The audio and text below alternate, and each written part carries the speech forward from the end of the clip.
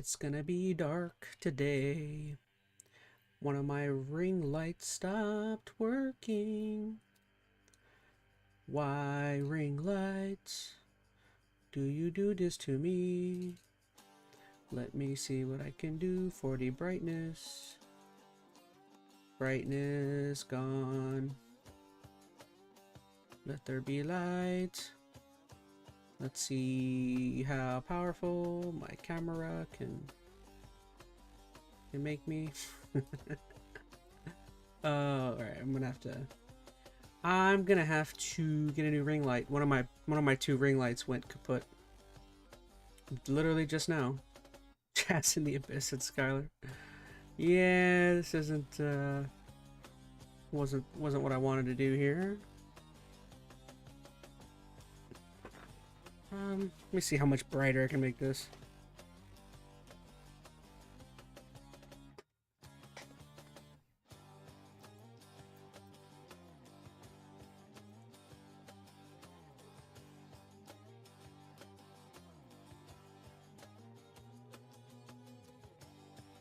That's a little too bright. Yeah, to be honest, this ring light has kind of sucked ever since I bought it. And I've not been happy with it, so I'm not really upset with having to get a new one, but what can you do? It's gonna look a little funky today. Stupid ring light.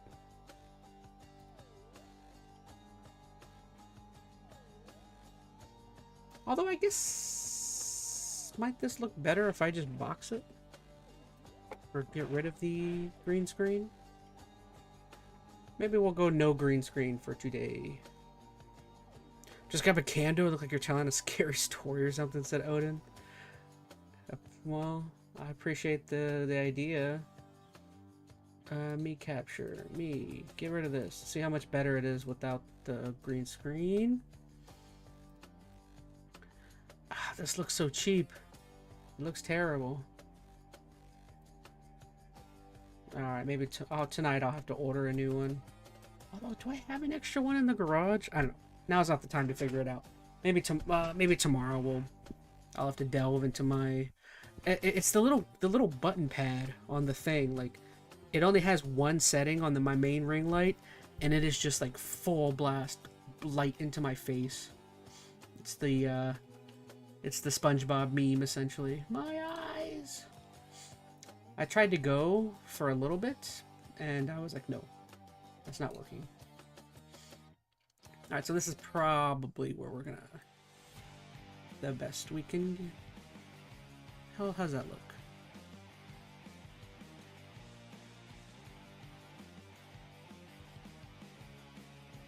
I feel like that looks okay. It's doable.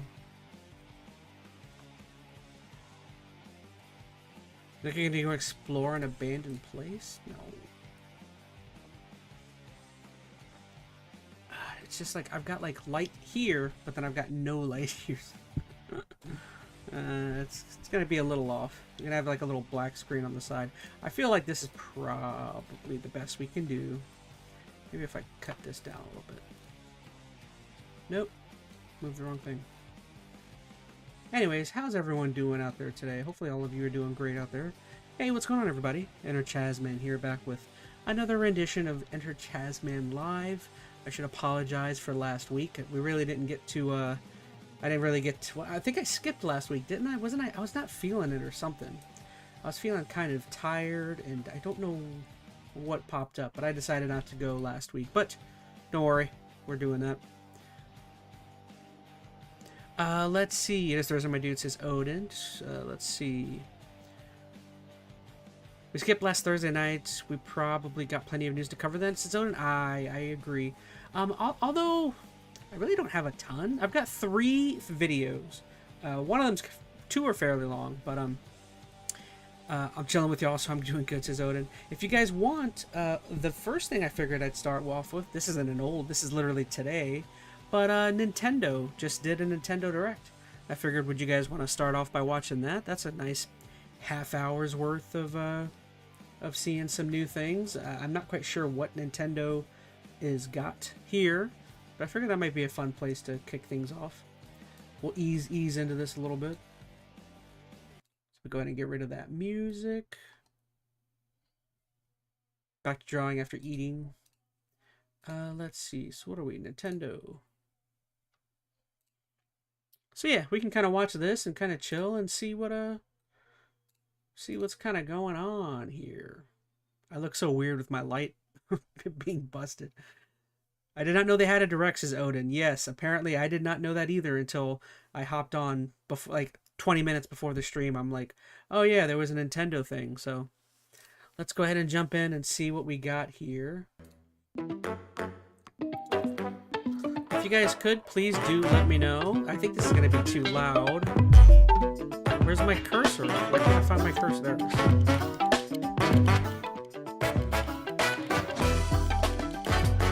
Maybe that still might be a little too loud.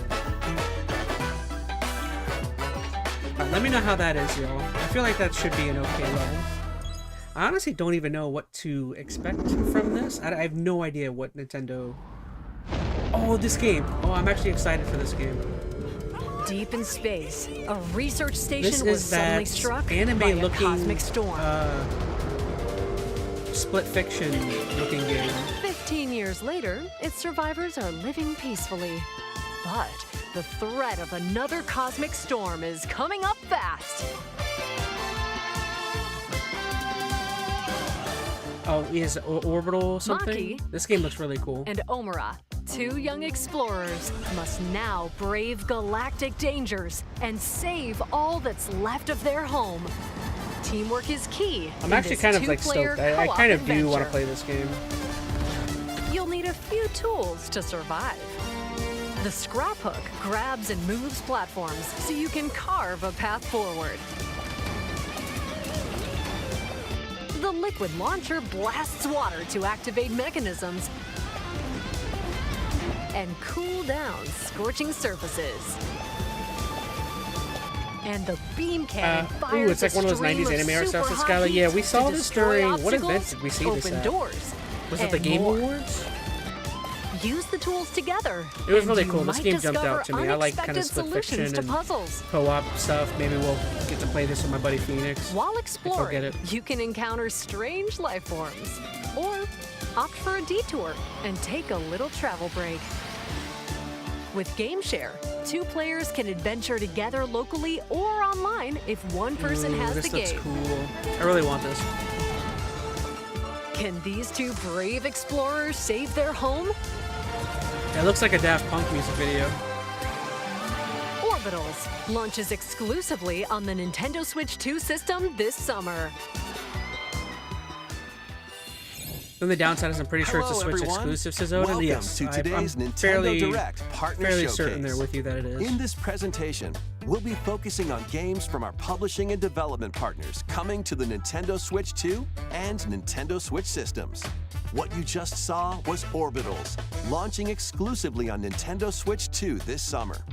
We hope you're looking forward to this intergalactic co-op puzzle adventure.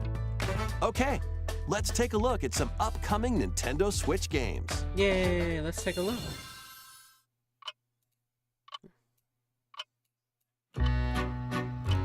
Ooh, what is this?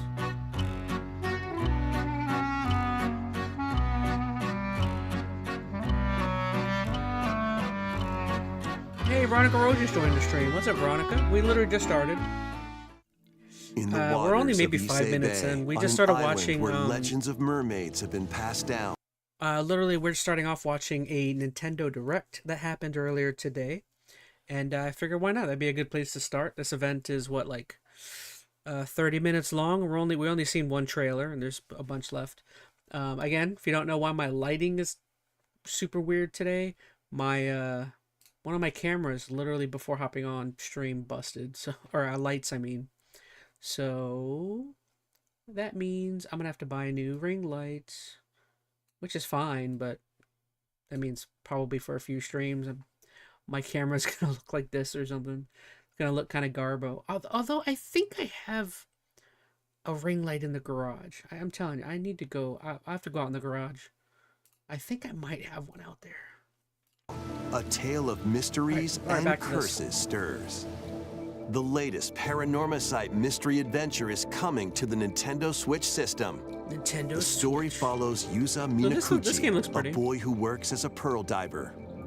One day, while gathering on the seafloor, he sees a encounters ghost. another version of himself. This phenomenon is just the beginning. Soon, Dead body. other strange incidents begin to plague the island. A girl with no memories, strangers searching for treasure, and a housewife investigating victims of drowning. Speaking to those involved is a natural part of the investigation, but you'll also need to search deep within the waters of Issei Bay. Okay, I like As that it's each an of their investigative motives game. intertwine, the I like story connects to the investigations. mermaid legend told centuries ago. That's kind of cool. Paranormasight, The Mermaid's Curse, launches on Nintendo Garage Switch reveal when it's February Skyrim 19th. Twilight? Oh, it's Pre-orders begin later It's today literally nothing on cool in Nintendo there. eShop. just a bunch of like more Battle for World Glory. video game stuff on a shelf, and then there's my A little new boxing Captain workout Tsubasa game area. is kicking its way onto Nintendo Switch. Choose from a roster of over 110 characters, Whoa, an representing anime 22 soccer game? teams. Like a- Score with powerful like a shots from the shonen- original work, as well as newly added Shonen special Jump moves soccer that video give game? passes, blocks, dribbles, and tackles a boost. What the heck? Go on the offensive against elite competitors as you aim for victory. Gear up for sensational soccer action. When Captain Tsubasa 2 World Fighters Captain launches on the Tsubasa 2. Nintendo Switch system this That's kind year. of cool. Next up are games heading to Nintendo Switch 2, including some games that will also be available on Nintendo Switch. Ooh. A What's life or next? death fight for survival begins. Is this like It was a normal day Tokyo until a Scramble? cave-in befell the city of Tokyo. What could this As be? the dust settles, our protagonist, Anne, discovers an underground world deep below the metropolis. But she's not Underground alone. Tokyo. Creatures called Dinosaurs. Xeno populate the unknown What expanse. the heck? This turned into a dinosaur game? If you're found by a Xeno, it's game over. That was kind of a Fighting weak is not an kill option, scene. so quick thinking and decision-making are vital to your survival. Analyze their patterns and find the best route to make your escape. So it's just a running from Activate monsters traps game? in each area to lure and ensnare any stalking Xeno.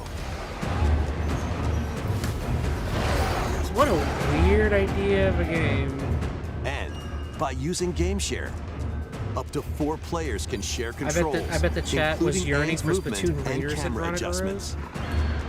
Whether locally Yeah. or online, coordinating The with chat your always friends is wants key to Splatoon. making it out alive. Why? Is that something that got announced here? Survive the Because subterranean this technically this stream depths happened in what, like 10 hours ago? So this was like first in the morning. Tokyo Scramble. It was like launching 8 a.m. or exclusively 9 on a.m. Nintendo stream, Switch 'cause, 2, I don't know, February Japan. 11th. This Pre-orders is a strange begin game, but later okay, says today Odin. Yeah, on that was Nintendo weird. eShop.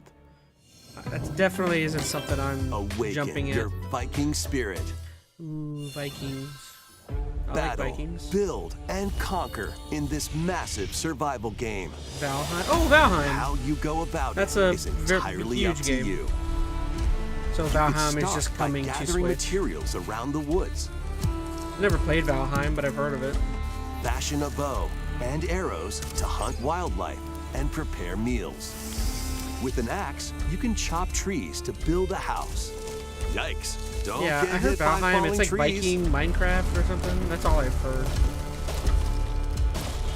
Build pillars, install beams, construct walls, make the roof, and even add a fireplace.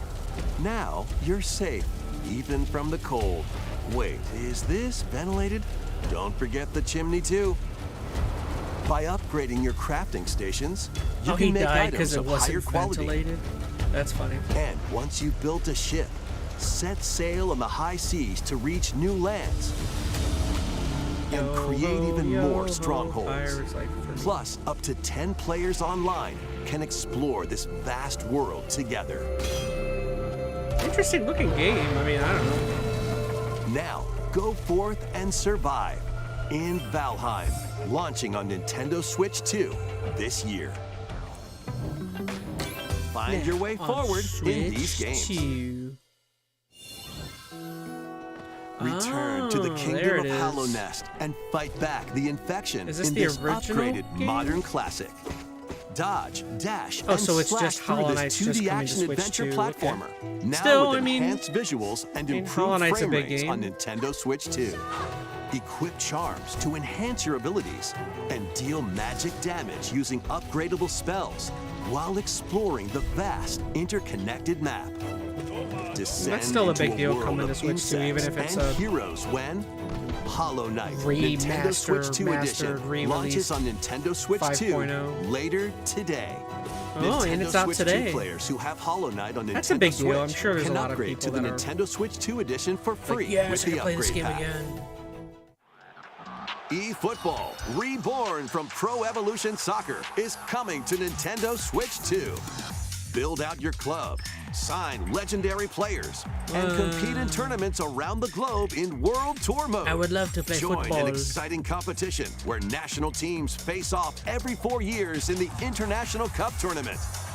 Or play with friends locally or online Honestly, Switch to is good for prove who's platformers at and the top Metroidvania of their stuff. So this game. is nice. Oh no. Experience the I mean, I'm not excitement of crazy soccer about, and but aim like, to be the I best in guarantee the you world there's when a million people that were just Kickoff launches on crapping Nintendo themselves Switch because 2 now they get to this play summer. Switch 2 Hollow Knight.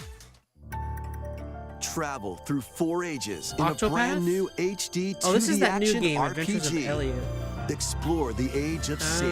safekeeping, the hero Elliot's own time. The age This of was one of those games I reconstruction, think I actually when humans thought nearly looked went kinda cool. extinct. The age of magic, a time when spells flourished. I like And these the kind age of of budding, retro the birth of JRPGs. human civilization. In each Pixelated. age, the scenery and citizens of Elliot's hometown will change. You can also obtain some weapons and magic unique to certain time periods. A story spanning time will soon begin.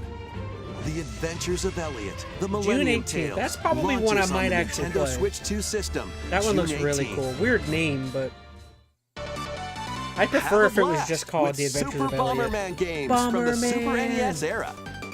Play I the love first Bomberman. Super Bomberman's so Bomberman much fun. through to the culmination of the series, Super Bomberman 5, including titles previously unreleased Bomberman's worldwide. so good. The Famicom never versions played of a Bomberman Bomberman game in and forever. Bomberman 2 are also included.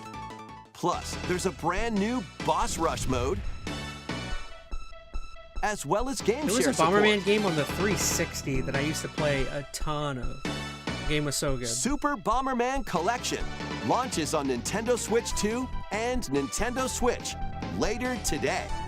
Whoa. I guarantee that's another thing that like unknown journey there's a continues. ton of people that are super stoked about that. The Getting second to play entry in all the those Final Bomberman Fantasy games. VII Remake series is coming to Nintendo Switch 2. Happened. He's alive. In pursuit of his arch nemesis Sephiroth, Cloud Strife and his comrades escape the city of Midgar and Octopath embark really on a started by journey trying to 3D across the pixel vast JRPG world. stuff, so yeah. Traverse the planet I on still have chocobos, Octopath sitting on my shelf. wheelies, That's a game I need to play in this a year. buggy, But maybe that's a game or I'll other try and make modes of time for. transportation. Team up with That's a allies game I've been in saying I'm gonna battles, play for blending like 5 action years. and strategy. If you'd like to focus on the story, there's also a boost function to make combat easier. Final Fantasy. You'll also find various activities scattered across I didn't the like world, this one as much as allowing you to the take first a break one. from the action. What was it? Was Rebirth And was the as first you one, and this one interact with your was. allies, Oh no, their remake affinity and then toward you will Rebirth. So this was grow and Rebirth. impact how I the liked story remake honestly unfolds. more than Rebirth, but What fate This one was still awaits fun. Cloud and his crew in their pursuit of Sephiroth? music's so Final good. Fantasy VII Rebirth launches on Nintendo Switch 2, June 3rd. Gosh, that game should Pre-orders not begin should not later take today on Nintendo eShop. should not take till June for that game to come out, but okay. Oh, is this that new game? This is that new game. Wow, this is on Switch. Okay. I already forgot the name of this game. While Pragmata, investigating there a you go. lunar research station, an injury befalls spacefarer Hugh Williams. Hugh. With him is Diana, an android called Princess a Pragmata. Diana. There you are. All better. Classified as unauthorized intruders. Why is there the so two many are versions of targeted Final by the Fantasy station VII? AI, Because which sends it says enemy Odin. It's bots because it's after like them. it's like the biggest. I don't know. It's just the most famous Final Fantasy game. These bots have near impenetrable And it's one of armor. those things where I think they I just can help. But with Diana's Square Enix hacking just skills, knows if they you just can put Final break down Fantasy their VII on it, defenses. people are gonna replay that game a million times. By Me moving included, the I'm like cursor through 100% panels guilty toward the green goal. of just You can replaying. hack Like I've the played Final enemy Fantasy bots. VII There's no time to explain. Shoot probably now. 5 or 6 times Once at their this weak point. points are And exposed, that's probably fire away. a lot compared to most people. but Depending on the that's nodes a big you game. pass through, you can modify the damage and effects of a hack. Each split-second decision Just like can Persona change 5, the says outcome of Veronica? battle. What is? Oh, the fact that there's so many versions of it? I didn't know there was that many versions of Persona 5. What That truths game's not will that the old, two is it? find in this AI-controlled lunar station? So it's not one of your bot buddies? Overdrive protocol. Initiate.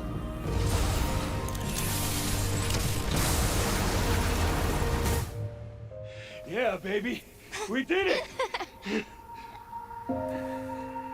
This is how we say good job. And what will Diana learn on this journey? Me, robot. Me. Pragmata launches on Nintendo Switch 2, April 24th. Me, good. Me, A good. demo good will be girl. available Good later robot. today on Nintendo eShop. Pragmata. We hope you're looking forward to fast-paced combat and exploration with So a Final unique Fantasy is the combination of Final hacking Fantasy and Skyrim shooting. of. Let's So Final continue Fantasy with is the more Skyrim headlines. of Final Fantasy. Yeah, pretty much. Especially Journey 7. to the Final Fantasy Lost 7 Lands. is like the darling Final Fantasy game. Become a And legendary again, Turok I'm in that warrior boat. in It's this also my favorite intergalactic Final action Fantasy shooter. game. Out of all the ones I've To played, stop and an alien threat from destroying all human life, you'll journey it's solo really or with good, a team but of it warriors is online and battle kind of all over- sorts of primal creatures in ferocious talked combat. about, I would say. Swap between first-person and third-person perspectives as you unleash weapons, melee attacks, and special abilities to devastate foes. Extract DNA from fallen enemies and the environment to What is this upgrade game? your Is this arsenal, Turok or evolve your something? mantle, and unlock even more abilities called Echo Syncs to gain a greater edge in combat. Whoa, dinos with guns. As you venture across breathtaking worlds, you'll unravel the mysteries that ultimately hold the key to saving humanity.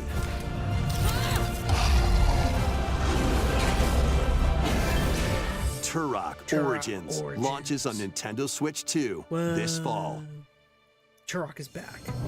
Better than ever. Uncover the truth of Xanadu. In a Japan where Kyoto we're is the just- capital, we're just teenagers. another world exists that's encroaching on our own. We're A just world teenagers where at our high school, monsters and roam we've been, free. and we've, one of A us boy has named been. Ray must use his How does newly an awakened anime go? powers against the threat I'm as just a he teenage joins kid whose Hirosaka powers have Academy, awakened. a school for gifted students. It's up to me to save The the Academy's school goal? and all of my friends. Conquer Xanadu, the great labyrinth rumored to be the origin of this other world. While traversing the labyrinth, Oh, hone your it's actually not an abilities and RPG. reshape the Okay. terrain to expand the range of your exploration. Then, a side take scroller on dangerous platformer? enemies in 3D action RPG combat. Use your powers to Okay, overcome no, it is an foes. RPG. This is what I was expecting. How odd. Outside the labyrinth, improve your stats My name and is spend time with your friends is as Christopher you prepare Tagawa, to and I'm conquer just a normal Xanadu. high school kid. The battle between man and monster begins. I'm just a regular, Discover ordinary the kid truth who when likes to go to school and do my homework. But Kyoto I secretly Xanadu have launches on the superpowers. Nintendo Switch 2 and Nintendo Switch systems this summer. Check out these anime-style games. How am I doing? Am I doing a good job of It's time to evolve representing in the latest anime? Digimon story game. Digimon, Agumon, One day, and a Greymon. powerful blast causes the world to collapse. and sends you 8 years into the past. The question is with can over I have 450 Digimon to collect, adventure through the human world, and digital I can't think of the other world to Greymons. save the It's, future. I remember Skull Greymon. And on Nintendo Switch 2, you can select Skull quality Greymon. mode, playing in 4K at 30 frames per second, or It wasn't performance Mecha mode, Greymon, playing it in was- full HD I don't at remember. 60 frames per second. Digimon These characters Story look like Time they use the Stranger power of friendship launches to on the zone in. Nintendo Yes. Switch 2 and 100%. Nintendo Switch systems July 10th. Pre-orders begin later today on Nintendo eShop. An adventure set high in the sky is Brand soaring new in. fantasy. Form your party from a roster of over 20 characters, each with their own fighting style.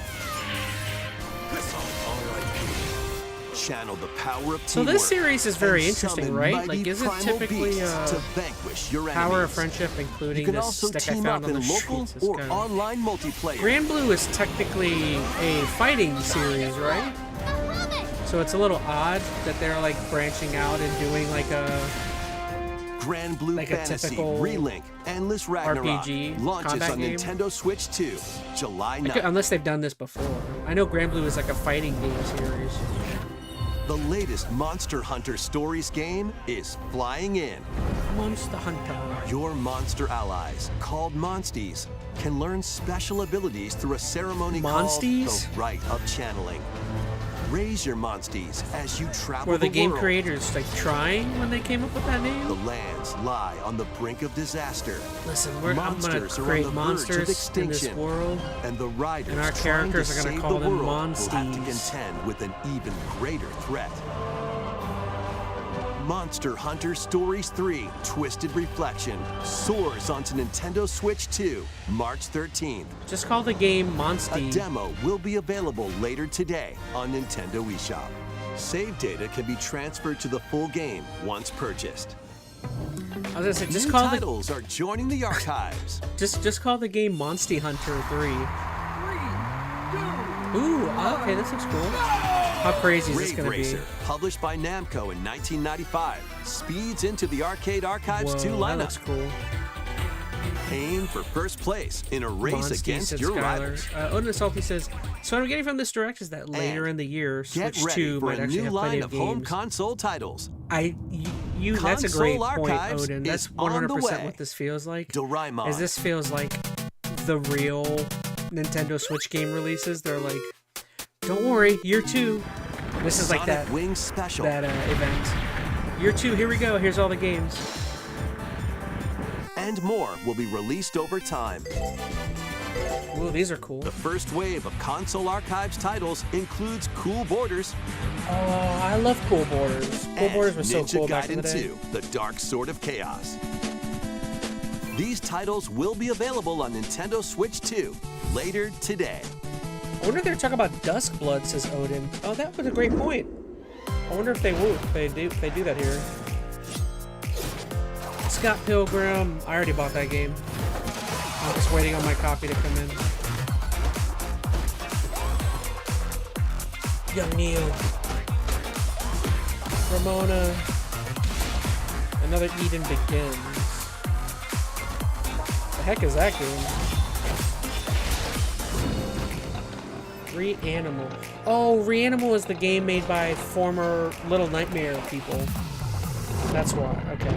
I heard about this game. It's made by people that left the studio that made all the Little Nightmare games. That's the studio they went and made.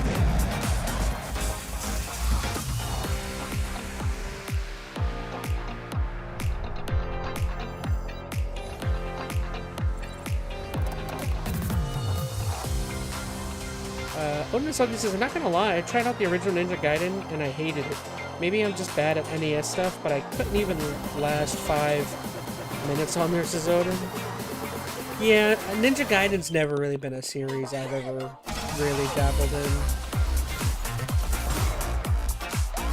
Because there's that other series, right? Is it, what's the other Ninja Gaiden series that a lot of people like? Oh gosh, it's is it Shinobi? I think it's Shinobi. It's like almost the exact same series, but it's super popular as well.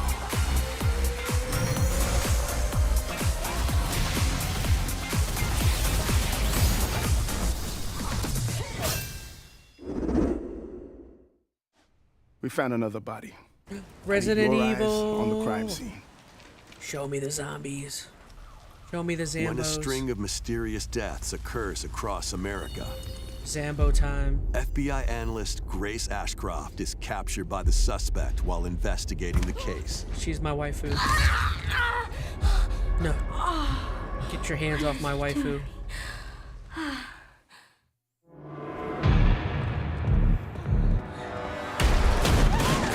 In her attempt to escape, Grace comes up against unknown threats. A limited supply of healing items and ammunition are at her disposal. I'll save you. I'll save you, Grace, with my arms. Will she confront the Take you to threats safety. head on? Or save her ammo for the next encounter? Ooh, Resident Evil 6 Skylar, Odin's all deep.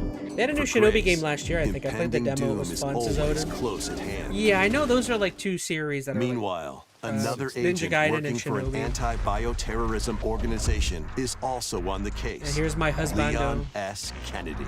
6 survivors of Raccoon City. I got my waifu, Grace, and my husbando, Leon Kennedy. With his physical prowess, Leon can parry an opponent's attack, then strike to break the stunned opponent's stance in close quarters combat.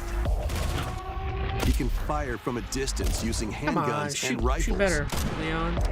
You can't hit Or anything. use an enemy's weapon against them. Leon has a varied arsenal of attacks at his disposal. Otis This game Altis features says both Resident Evil looks good on third-person Switch 2 and so far. first-person camera perspectives. It looks decent. And you can change your perspective at I'm any time. telling you, I'm not playing this on no Switch. This is 100%. There are multiple I'm playing this difficulty on options PS5. available, including a mode for less experienced Shoot him in the players leg. that features aim assist. Shoot his leg off. Shoot the leg. Guide Grace as she attempts to escape unprecedented terrors, and Leon, who relies on strength to carve his own path.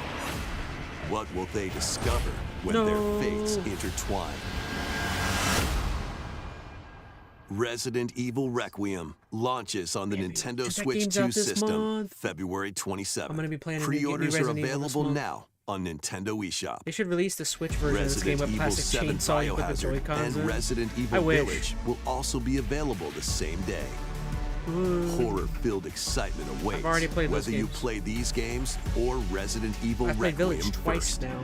Plus, a Nintendo Switch 2 Pro controller featuring original art is releasing alongside That the is the game. most basic looking controller. Amiibo I'm figures sorry. of Grace and Leon will Oop, I'm also getting be those. available this summer.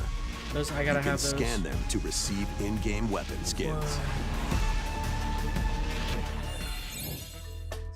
Resident Evil Requiem, the latest entry in the Resident Why, Evil bro, got my series, is Splatoon launching names forever later ago. this month.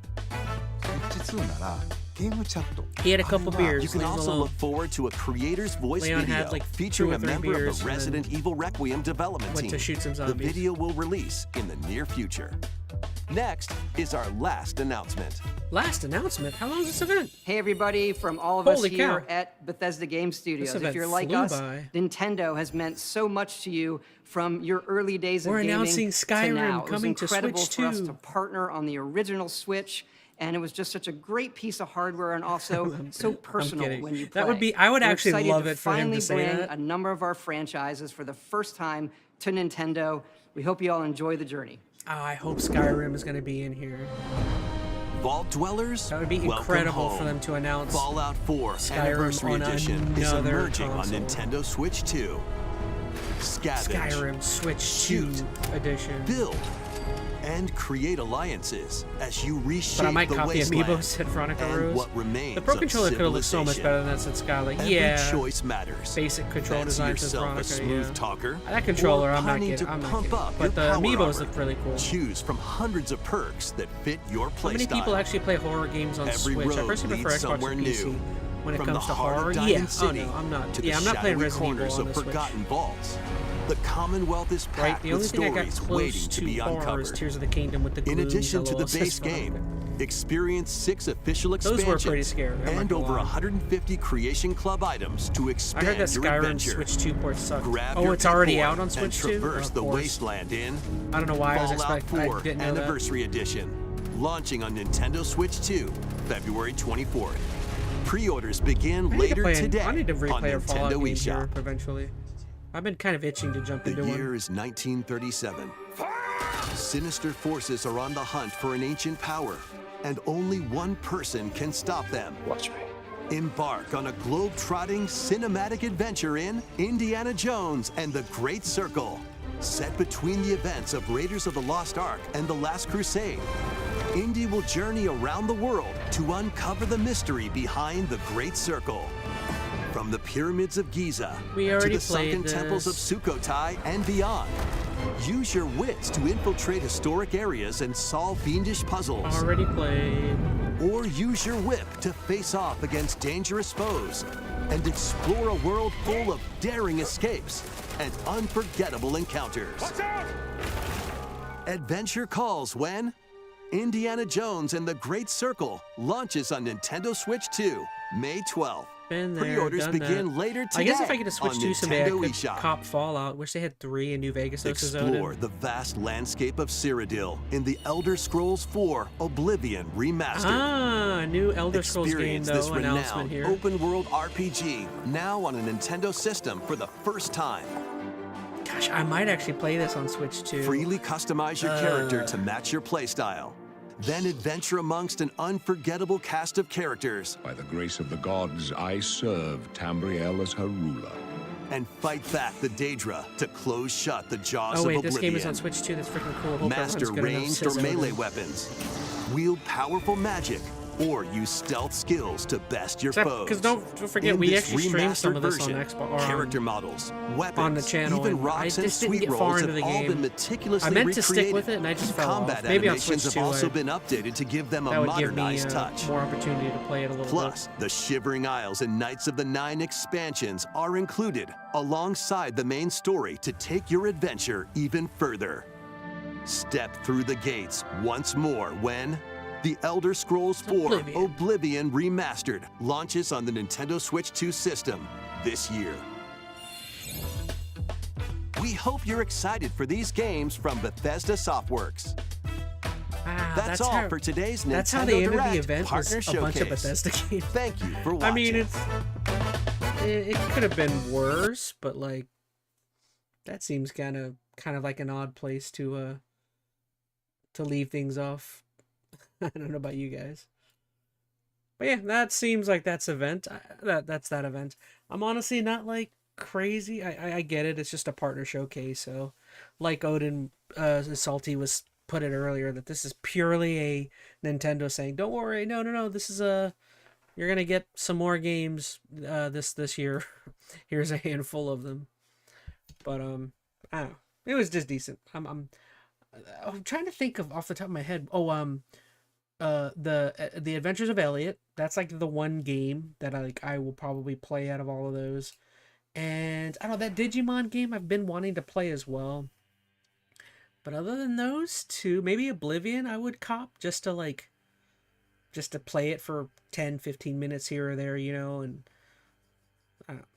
I'm never disappointed with getting the I'm saying I would probably get Oblivion just so that I could have something to play occasionally when I'm like on the mobile, or when I'm not like that's not something I've already played it, but I don't know.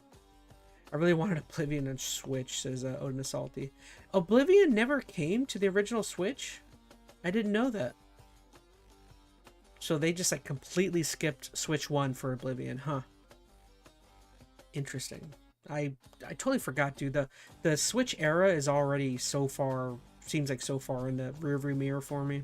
Speaking of Elder Scrolls, I'm gonna play Skyrim on my Switch. I have a fisherman character on there, says Odin. Alright, so guys. That was that. Interesting event. I kind of just wanted to see if they really touched on any of the crazy big stuff. Odin Salty was right, though. They didn't show that, what was it, Dusk Bloods? That's like one of the big games that they have upcoming, which is supposed to be out this year.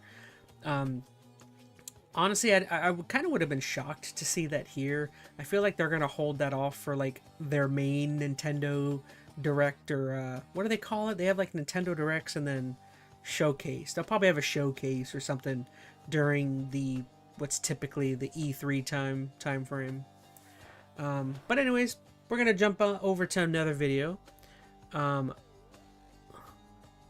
So I am gonna kind of blast through this story. I never really got to like talk about it with you guys or to watch any of it. If anyone doesn't know, there was this whole situation with this streamer named Lakari. Now I know I'm getting to this very late. This was something that really happened, like I would say more like last week. This was kind of a thing, but I never really kind of got to chit chat about it. This was like, well, it's super funny and not funny. It is, you know, kind of serious. I don't want to say kind of. It is serious, but it's both. I feel like I'm allowed to think it's a little funny. But let's watch Penguin Zero or Moist Critical's take on this. This whole situation flew right by me. I was not paying attention to it at all. I'm just kind of off to the side. But let's see what Moist has got to say here. I'll let him explain to me what was going on. All right, take it away, Moist. Whoa. Yeah, I just learned about the whole Lakari thing. Jinkies. So for like about a year or so, I was very offline. I set out to leave these four walls of the old loony bin more often to go breathe in the fresh air and really appreciate the Lord's land out there in the real world. Oh man, Lakari, said Skylar. Lakari had those sus links on stream, right, says Odin? Links and wasn't it video or images as well? I'm not quite sure. I did see a quick clip, and I just saw the clip of the actual screen popping up when he made his mistake, and him just like sitting there looking at it. I'm telling you, people that make these kind of mistakes, their reactions it's so funny. Like Lakari's reaction was so funny. I don't know if you guys remember the guy Vosh or whatever. When he accidentally leaked or accidentally showed his no folder on stream. It's just, he accidentally showed his and he goes, ah! It's pretty great. So I was missing a lot of like the happenings in the internet space and all the drama for the most part. But over the last month or so, I've fallen off the wagon. I put the needle back in my arm to a certain degree because I wanted to see all the craziness going on in the world to stay up to date with everything that was happening. And as such, I've been much more online now and seeing a lot more of these kind of things. And today was a doozy with everything that just happened with a streamer named Lakari. Lakari is a streamer And now just ask you guys, chat. So has anyone actually heard of Lakari? I had never even heard of this guy when I had first heard of the story. I know he was loosely affiliated with Asmongold and Miskiff. He's like a part of their realm of the internet kind of region. So again, he's not someone I like really knew about or had ever heard of, which makes it even more funny that this being the reason why I've heard of you. But yeah, I mean, I was just curious if anyone out there had actually loosely familiar with for a while, and I know he had built. And I had heard that his content already was like kind of what you would expect, kind of weirdo, like anime, a kind of edgelord, right? I think I've not heard of Lakari until the recent cheese pizza controversy. If you know what I mean, I get what you're saying. I just kind of heard he was like an edgelord, one of those kind of like streamers, you know, from Twitch who just like who like admits to watching hentai and is again just he's like a high school edgelord, you know, that kind of, he's ChazmaN back in high school. I feel like everyone was an edgelord back in high school. I definitely was that kind of person. But again, that was back in high school, dude. Let me see how old this guy is. That's my I bet you he has no excuse to still be an edgelord. How old is Lakari? streamer.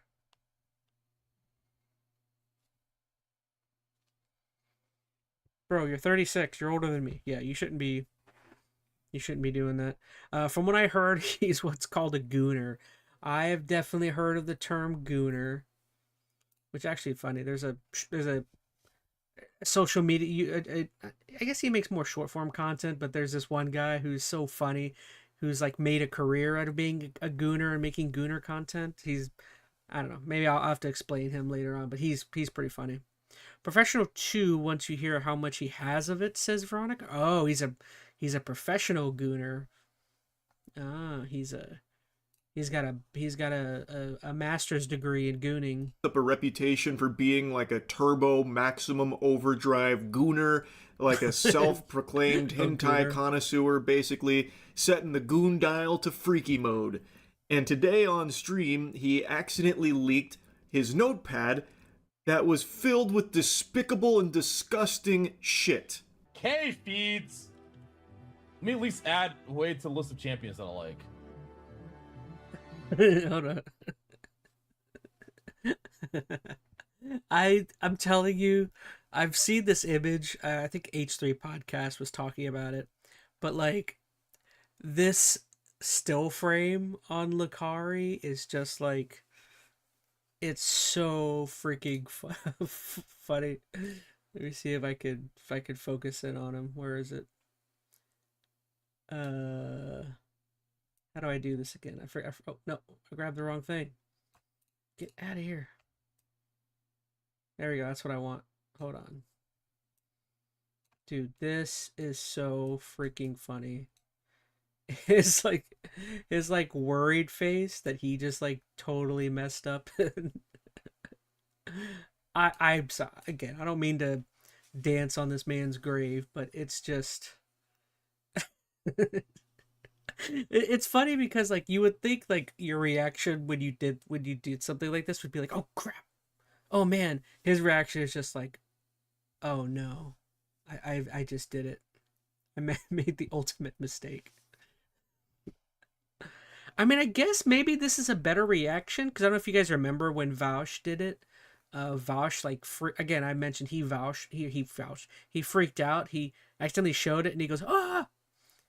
But whereas maybe I'll pull up the Vaush. I don't know if you guys have. I'll pull up the Vaush's oh no moment, just so you guys can see how he reacted. I feel like Vaush's reaction is more natural than what Lucari's is like. So his is more depressing in a way. Oh gosh, I don't know why I did this all. Now this is all going to be a pain in the behind to get back. Hurry up. There we go. All right, so let me pull that up real quick, just so you guys can see Vaush's leaked moment. Vaush or Vaush, however you say his thing. Vaush leak. I don't know how you say it. Maybe it was a leak.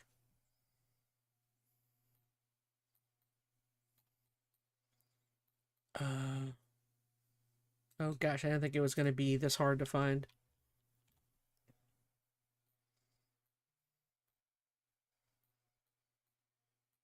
Vaush.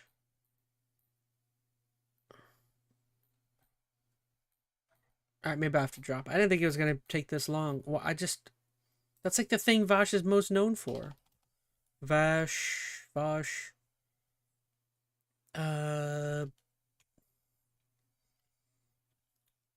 I'll just say P word. Vaush P word. Porn. Why is it so hard to find his clip?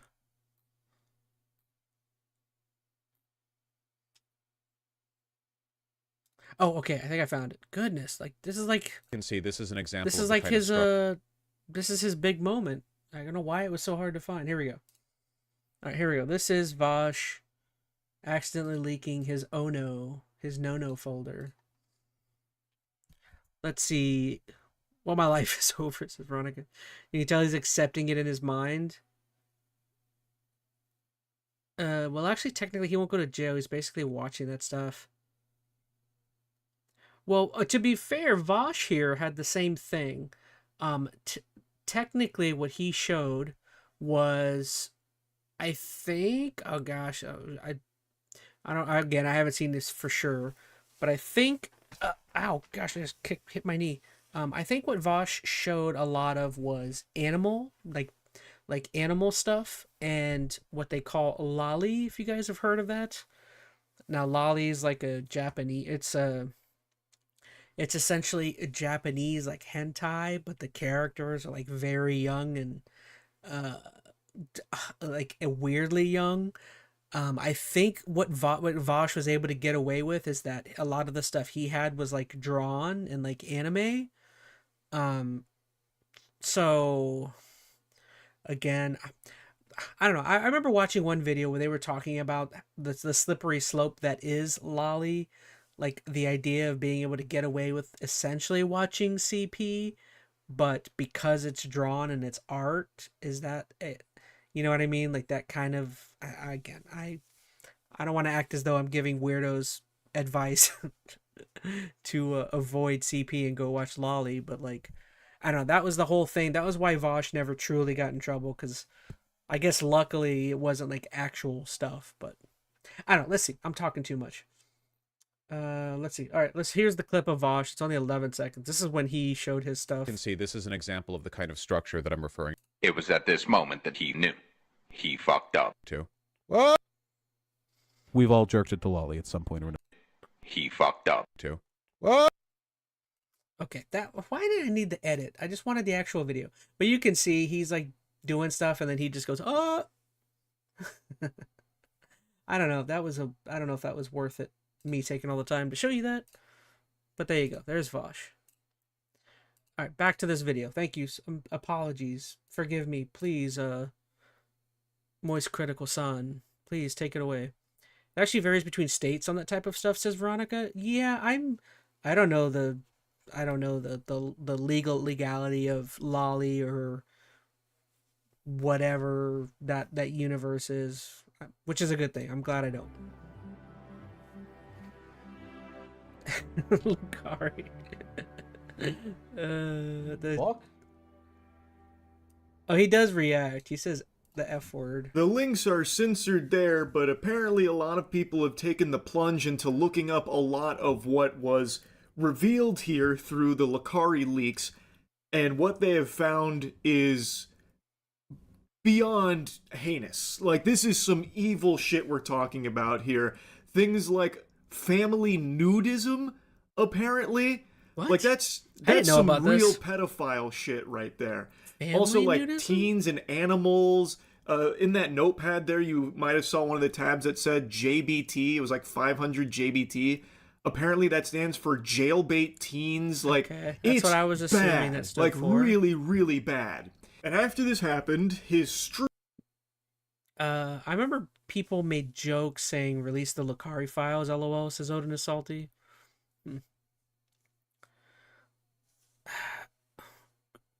Oh gosh, I was going to say something. I don't know if I should incriminate myself. But typically, I think JBT or jailbait is typically used for like people on the verge of 18 or borderline.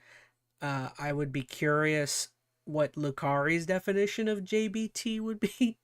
Maybe his ideal is different than most people. Again, not saying that's okay, you know, floating around with the idea of 18, but I'm just saying from what I understand, typically that's jailbait, or that is the universal age is like either 18 or right on the cusp. Now again, other people, Lucari's might be like 12. I don't know. I have no idea. Stream was calling him out on other it, people's and JBT most people might be expected different. him to, in the stream, to like hide the evidence, nuke it, basically banish it to the Shadow Realm, and hope that people didn't have enough time to dig into it. Lucari, on the other hand, cooked up a different kind of scheme. It is funny. I feel bad for anyone who's friends with him. They probably see him as a monster now, says Odin is salty. Yeah, I mean, it's hard to say. I don't want to look at whatever he has. I would have to know what he has though to determine how good or bad it is. Again, the guy Vash, he was able to get away with what he did because apparently a lot of the stuff he had was like drawn content. I mean, I guess in a way, if you're gonna get in trouble, at least let it be like hentai or drawn stuff. I don't know if that sounds bad or not. But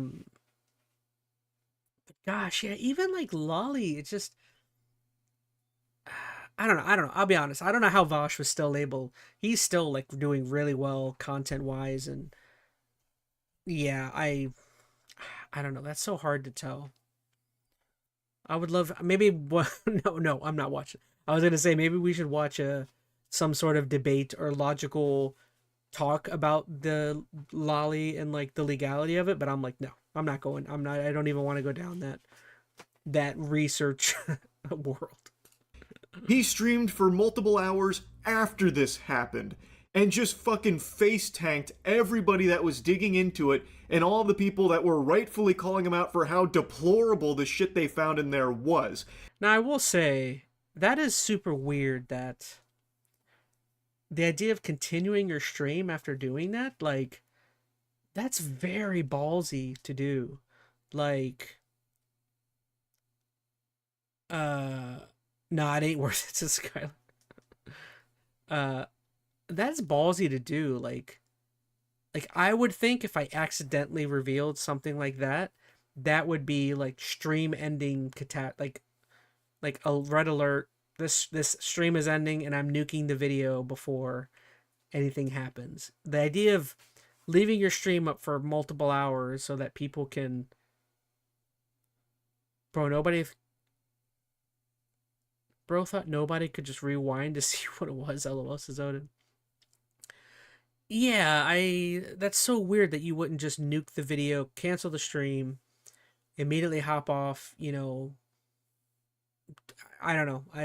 To me, that's a fascinating decision to keep going through your stream. So he kept streaming through this, and people were obviously researching what the fuck had just been revealed. Oh, and I gotta tell you guys, there's also something. I literally shut my computer down. It says Veronica Rose, yeah. You basically just like take a baseball bat right to your computer as soon as it happens. It's like destroy everything. I gotta say, there was one reaction that I thought was fascinating, that I did hear about, is Asmongold, that you guys know, who was a friend of Lucari, probably would say, he himself would probably say he's not friends anymore just because he's distancing himself or something, but Asmongold did have a reaction when he had heard about this event where he was like talking about it, and he was suggesting that like Lucari, or he said something to the avail of like he's like, oh man, that was a big mistake. You gotta keep your no stuff on a different computer. You can't have it on your streaming computer. And it's like, bro, like that's not the problem. The problem isn't that he showed a no folder. Like, I would venture to guess a lot of people probably have a no stash somewhere. The problem is that what was shown is the problem. Like the fact that Asmongold's just like, no, that's not a problem. You just need to keep that somewhere else, is like, oh, Asmon, how many no folders do you have on your computer? Of course he would say that, says Skylar. Yeah, that's such an odd way of defending Lucari, is just saying, oh, you got to keep that on a different computer. You can't do that. You can't have the no stuff on your streaming computer. And it's like, bro, that's not the point. The point is what he revealed to everybody. Through this notepad and everything on there, and then he was trying to defend himself by saying like, oh, this was sent to me, or oh, it was actually a virus, or this and that, and then the stream, they weren't really buying that load of barnacles, so then they asked him. It was just a virus. Someone intentionally hacked my computer and uploaded it with a bunch of notepad docs with links to no websites that are taboo or bad. Like, come on. To do something like show his notepad recents, to show what else had been on his notepad recently. And apparently he took quite a long time not doing that when requested by his chat. According to members that were asking this of him, he was looking at like his other monitor, potentially doing something there, and then eventually he showed his notepad. And the keen observers might notice a little something in front of their peepers that's a bit fishy. Fap for Fun? Fap for Fun is a hentai site. All right, hold on. So here he's actually showing.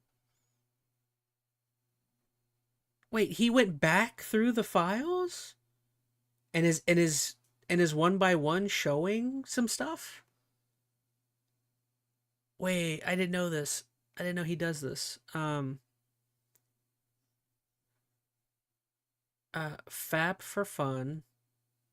New all couples links. Okay, so this isn't as bad as I...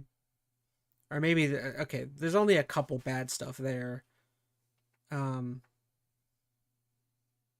Okay, to be honest, most of that doesn't seem terrible, but it's still weird to be just, like, going back through some of this stuff. I don't know. To prove he wasn't looking at anything bad, says Veronica Rose? So, what a weirdo. I would have already smashed my computer to pieces at this point. You also visit Fap for Fun? Yeah, I download a lot of that shit. Hold on. Hold on. Oh gosh, you guys, look at his chat up at the top left. I see Stop Man. Bro. Couples? Oh gosh. Bruh. Look at the sirens. Stop. Okay. It's over. All the salutes. Hey. What the heck is this weird hentai image? That's literally... Is that not the... That's the file with the sus shit in it. Like... Forsen in chat? I don't know. Okay, maybe I need to stop paying attention. His chat's probably crazy. LMAO, they ain't having it, says Skylar. That's one thing. Lucario, no, says Odin. No, don't bring Lucario into this. But it has a bunch of such shit in it. Lucario's way cooler. And I gotta say, only a weirdo would have an artist rendition of themselves as Guts from Berserk. Really, man? Do you think this guy here thinks of himself as Guts from Berserk? Not cool. That might be the worst crime that's happened here. Is he thinks he's Guts. All the CP and jailbait stuff, that's nothing. Him thinking he's Guts, that's the worst crime. That's a crime against humanity, in my opinion. So I don't understand. Like, Nah, I knew it says Veronica. When he showed the recents on Notepad... Skylar Twilight says, I'm gatekeeping Berserk said Berserk. Bro, Guts would smite him? Absolutely, says Veronica. Yeah, absolutely, Veronica. Guts would dice him in half if he saw his no folder. There are 3 new text documents, and it doesn't take a super sleuth. You don't need Inspector Gadget to come in with some high-level tools in order to crack this case. You know who Lucari would get along with, huh? You know who Lucari would get along with? Griffith. He should be having artist renditions of him as Griffith. He ain't no Guts. If anybody, he's Griffith. Guys, no, you don't understand. The CP is COD points. He's just a silly gamer, says Odin. I thought it was tripping, but it is Guts, says Veronica. Oh, 100%. That's completely guts just drawn with his face on it or something. The most likely reason is because when he looked at his recents in Notepad, there were probably some really awful things there that he knew people would pick up on. So then he opened some new text documents in Notepad to push those down out of the recents so people couldn't see them. That's the theory. That's just the game theory. But I was just gonna say, I it's just a imagine game that's theory. probably pretty accurate. Dang it, Anyway, Moist, though, me and you are like, Moist is my boy. Oh gosh, I hate that my light, because I only have one light. I have the stupid shadow. Stupid ring light. Me and Moist are like, boom, my BFF. I'll text him. Text him later. You up? What are you doing? I need guts to smite him, says Veronica. his big claim, from what I can tell with all the surviving clips here, is that this is the result of a virus that uploaded this to his computer, and he had already removed it, but unfortunately that damn Windows 11, that... You know, this whole situation, you know who it's reminding me of? It's reminding me of, oh gosh, who's that other CP guy? Do you guys remember him? A Cupcake Man. What was his name? This guy would have liked a certain island for sure, says Odin. What was his name? Wasn't it EDP? The only reason I remembered his name is because EDP stands for Eat Dat P Word. A totally weird profile name to give your YouTube channel. I know. EDP.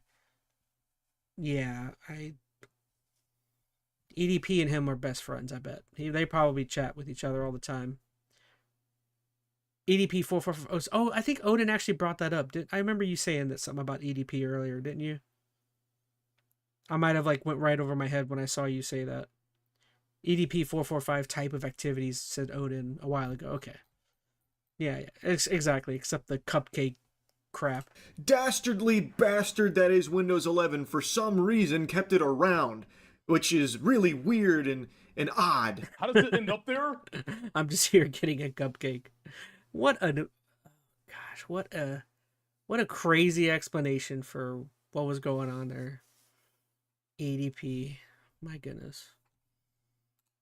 Okay, let me explain what happened. No, don't explain. I was surfing a site. Okay? The shit got downloaded. I didn't trigger a fucking download. It just got downloaded. I opened up the fucking text document. I saw what was in it. I deleted the text document. I deleted it. But the problem with Windows 11 is that even if you delete the text document, it apparently still stays there. So it was still there after I deleted it. I've told you guys 1,000 times that's what happened.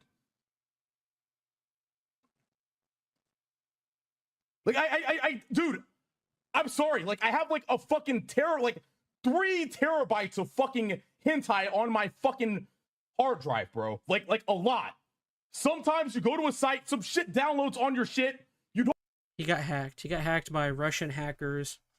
This is all a deep conspiracy by a foreign national government. They are secretly trying to get at Lucari. They the best of the best have hacked into the Matrix and has put CP onto Lucari's computer. Lucari should just be glad he wasn't lured to those YouTubers who like to beat up creeps. Mr. Beast type challenges, says Odin. Oh, you're talking about what's his name? He just got out of prison from Thailand or whatever. Vitaly. That was the kind of stuff Vitaly was doing before he got arrested. And was it Thailand or Korea? I don't remember where he was, but Vitaly was doing that. He was tricking child predators into areas thinking they were meeting up with kids, and they would find them and assault them or something.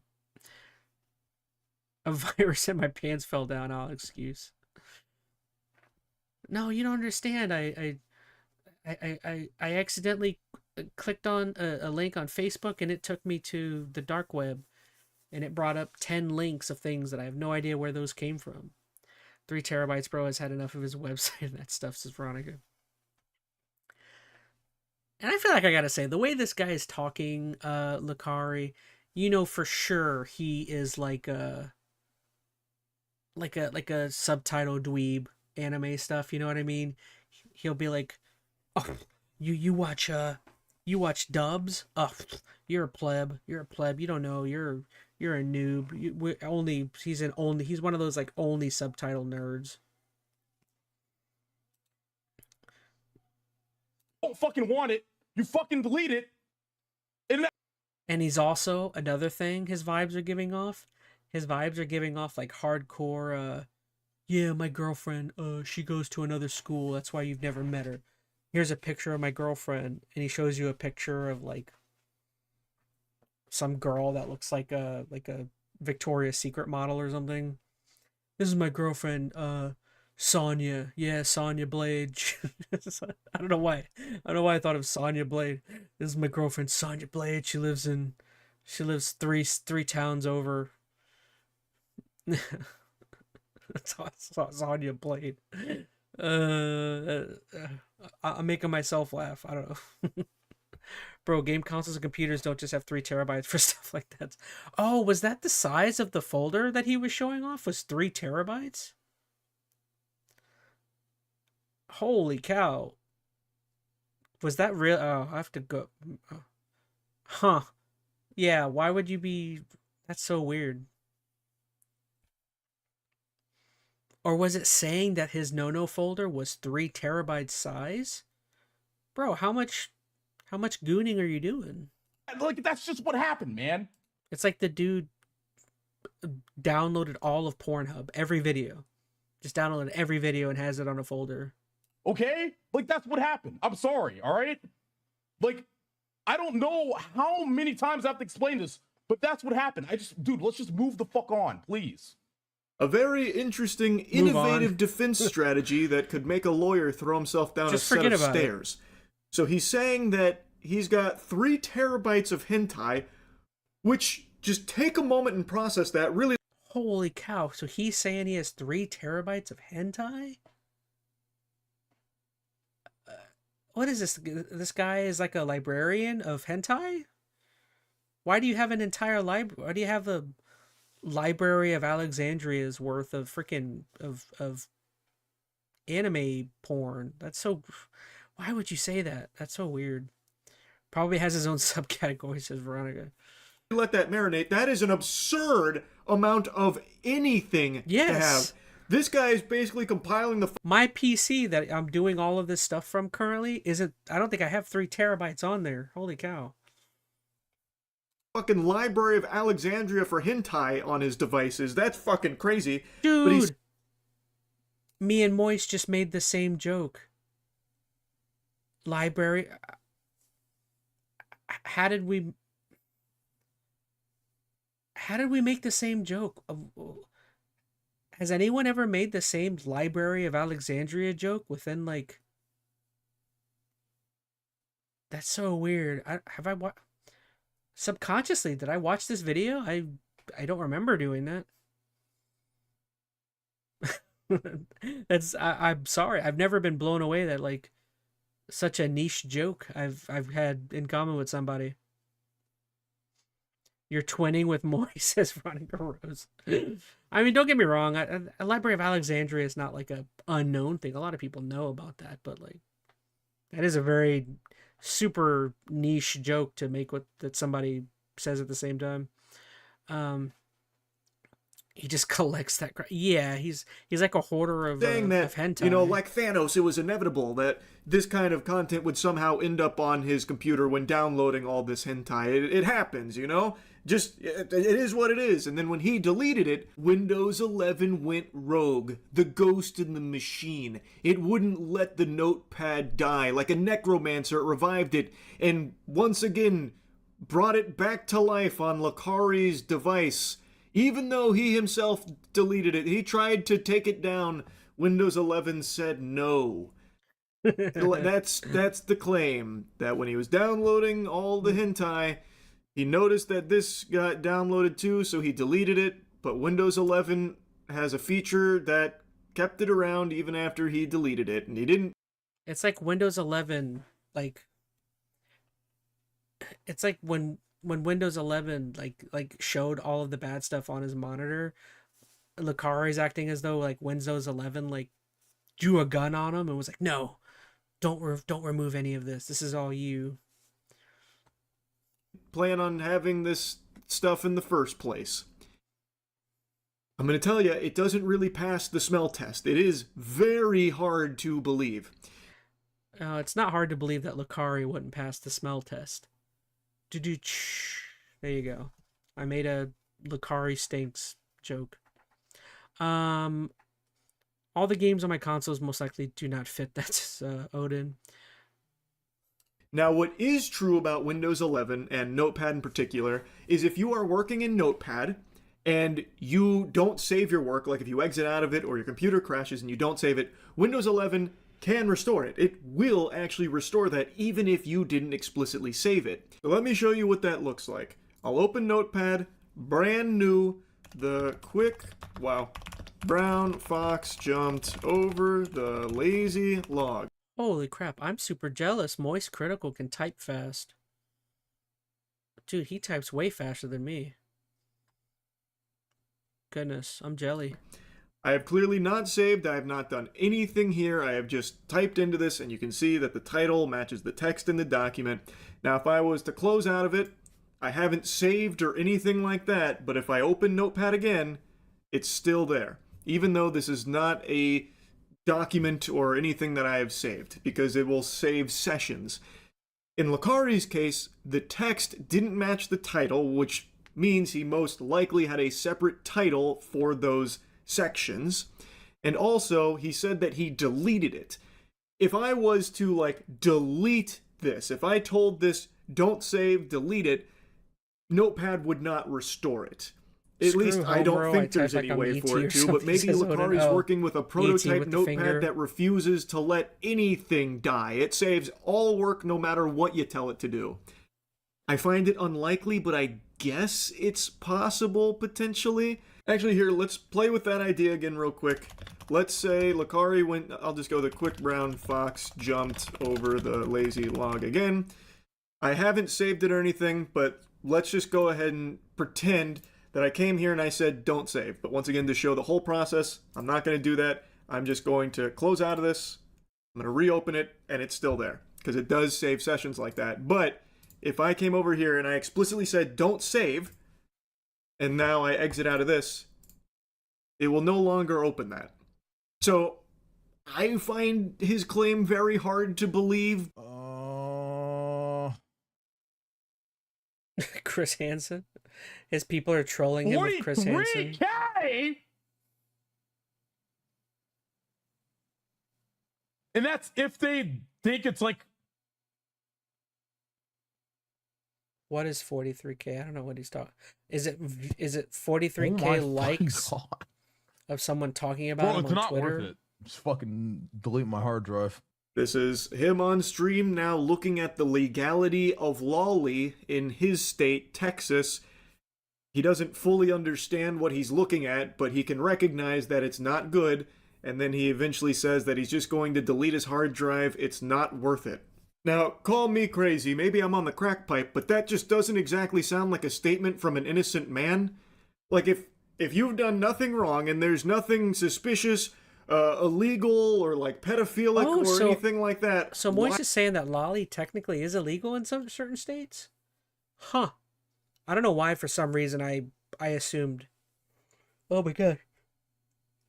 Sorry, strong yawn right there. I don't know why I assumed lolly was like a... Not that it was legal everywhere, but I assumed that like... I assumed a lot of states didn't even know about it, lolly or something. Maybe more states are in on the idea. Why would you then be saying that you're going to delete your hard drive? It's not worth it. That's very fishy, I'll tell you. And again, from that leak, from that notepad, the things that have been allegedly turned up from all of it are fucking unforgivable. Like, really disgusting, terrible shit. And him then saying, like, you know, just delete the hard drive, it's not worth it. Again, that doesn't really seem like behavior from someone that has nothing to hide. I'm joking about it! What the fuck, dude? What are you just writing your own narrative?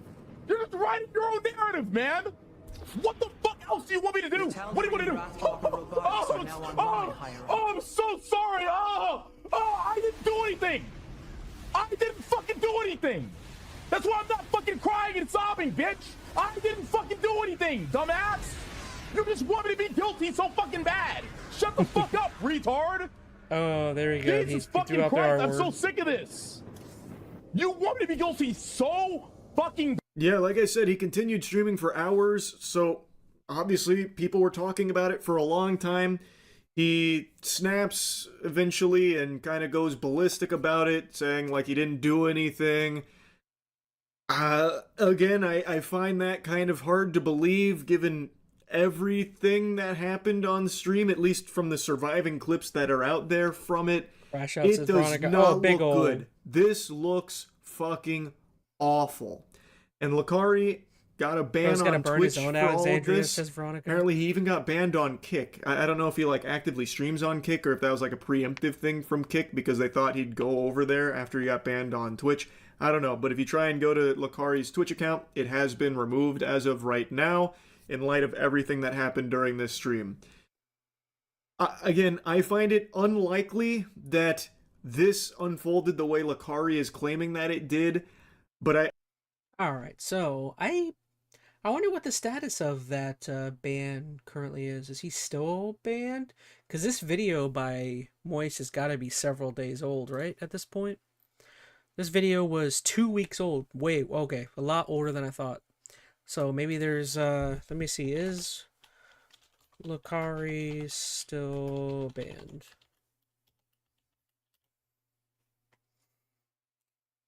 Let's see.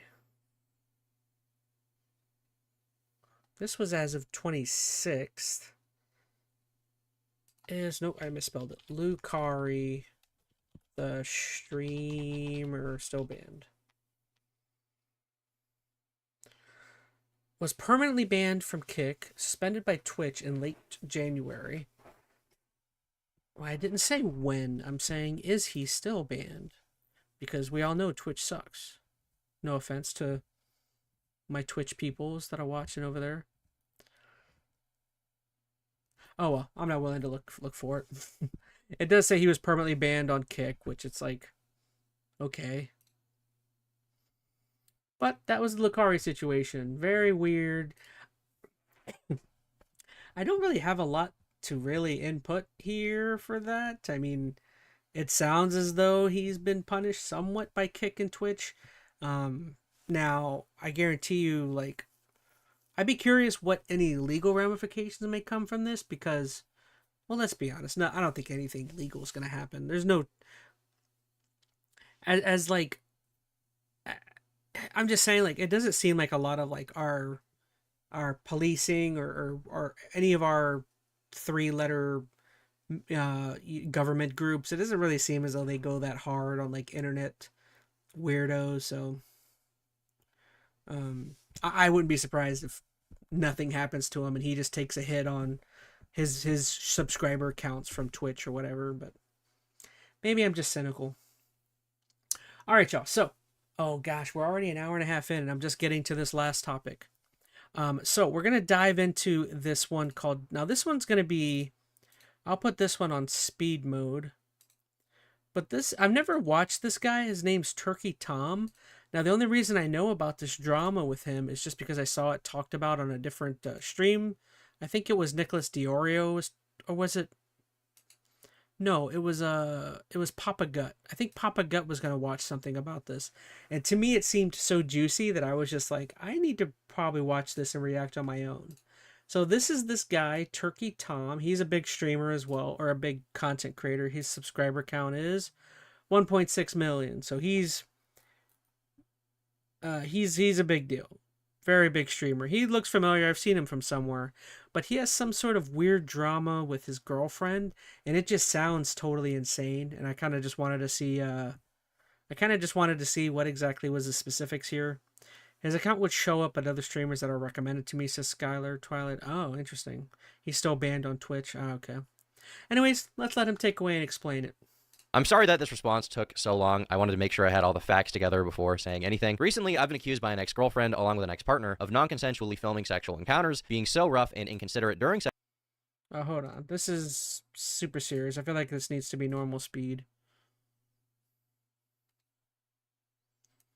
I'm sorry that this response took so long. I wanted to make sure I had all the facts together before saying anything. Recently, I've been accused by an ex-girlfriend, along with an ex-partner, of non-consensually filming sexual encounters, being so rough and inconsiderate during sexual encounters that it bordered on assault, encouraging eating disorders, being into age play, along with a litany of other completely baseless, false accusations. That's a lot. Sheesh. That's a lot of accusations, my guy. Let's hear him. The two women who are accusing me, Sacramento89, real name Rowan, and Left 4 Dead, real name Katie, took to gossip forum Kiwi Farms to post the accusations, along with carefully cherry-picked screenshots to back up their claims. Oh, they went to Kiwi Farms to make allegations? Again, I already don't want to come off as biased as to defending. I don't know anything about this guy, Turkey Tom, but why would you go to Kiwi Farms? Isn't Kiwi Farms like that's a weird place to go already, as far as I know? It's just such a weird. Why would that be where you put your allegations? These claims aren't super difficult to debunk just because of the overwhelming amount of evidence I have on my side. So without further ado, let's start with Sacramento or Rowan. This is a girl I dated for about 7 months, from May of 2025 until Scarlet January. Twilight says, "What the hell is Kiwi Farms?" Oh my gosh. I don't know. I don't have the time right now to explain what Kiwi Farms is. Tell you what, maybe next stream I will write this down and maybe we'll do a deep dive into Kiwi Farms. That's such a crazy thing to try and explain. I think if I remember, Kiwi Farms is somehow associated with 4chan or 8chan, and it was like or I have it pulled up, so let me see. It's a web forum founded in 2013 by 8chan administrator. Okay, so it's just like a hate farming place where people can be safe making fun or being hateful of like people with disabilities, trans people, being anti-LGBTQ, being racist. You know what I mean? It's like I guess you could say it's like a Reddit, like a bad Reddit place before Reddit. You know what I mean? Kiwi Farms, I think if I remember correctly, that website is now defunct. So that is not, as far as I know, I don't think anymore that's a place you can go to, but that's what it's essentially 4chan, but drama, says Veronica Rose. Yeah, that's what I thought. Oh man, I opened up a huge can of worms, didn't I, said Skylar. A little bit. Kiwi Farms is an entire saga. Maybe if I remember, I'll write it down, and maybe just next stream we'll do a deep dive into Kiwi Farms. Because I'll be honest, I don't know entirely the whole story with Kiwi Farms. I just know it roughly has something to do with just like very hateful speech place for hateful people to go to be hateful. And I think it ended up getting shut down due to accusations and like lawsuits and things of the sort. I might be wrong. Oh, it's Reddit and Twitter's child. Got it, says Skylar. In a way, I mean, I guess, yeah. It's where people archive all the cringy stuff creators did, no matter how big or small, says Veronica. Yeah. 10th of 2026. 4 days later, she made. But her that's why I'm first saying post. essentially why that's a weird place to put your accusations against someone. Why wouldn't you put that on your Instagram or your Twitter? Why would you go to Kiwi Farms to make your accusations when Kiwi Farms is a place that like already has a super negative, or I guess Kiwi Farms has to be still active. I'm wrong, because this girl went to Kiwi Farms and uploaded her accusations there. I guess I gotta be wrong. I thought Kiwi Farms was was defunct at this point. Seems not, huh? Interesting. Here, she alleges that I am a real freak and like to, quote, record sexual encounters without asking for consent. This is blatantly untrue. I have never recorded any sexual encounter without explicit consent. As a matter of fact, with Rowan, she was the one who initiated the idea of filming sex acts in the first place. On Tuesday, August 19th, after 3 months of knowing each other... So this is why it was super interesting to me, is this video is I only saw a couple clips. I haven't seen this entire thing. But from what I understand, this dude, Turkey Tom, shows a lot of receipts, a lot of messages from these things. And it's just crazy, like, I don't know. Again, we'll let him explain. And being sexually active, Rowan texted me saying, "You should get those meta glasses when you crack me." I responded by saying, "For what?" And she answers again, "Cracking time," alluding to me filming her with the glasses onboard camera. Now, at the time, I did not feed into this. I did not show enthusiasm. I didn't even agree to get the glasses. I just responded and said, "Good night, sweet dreams." So 1 whole week goes by without us talking about it whatsoever, and then on August 25th, Rowan texts me saying, "You should get those meta things for real." So I respond by saying, "I think I'm going to avoid filming anything involving sex for a while," showing that I am clearly not the person interested in filming our sexual encounters. She is. As you can see in the text, even when I say I don't want to film us having sex, she pushes the issue. Now, to be clear, we did eventually... Oh, sorry. Vid's not up. I appreciate that. Sorry. I'll rewind it. August 19th, after 3 months of knowing each other and being sexually active, Rowan texted me saying, "You should get those meta glasses when you crack me." I responded by saying, "For what?"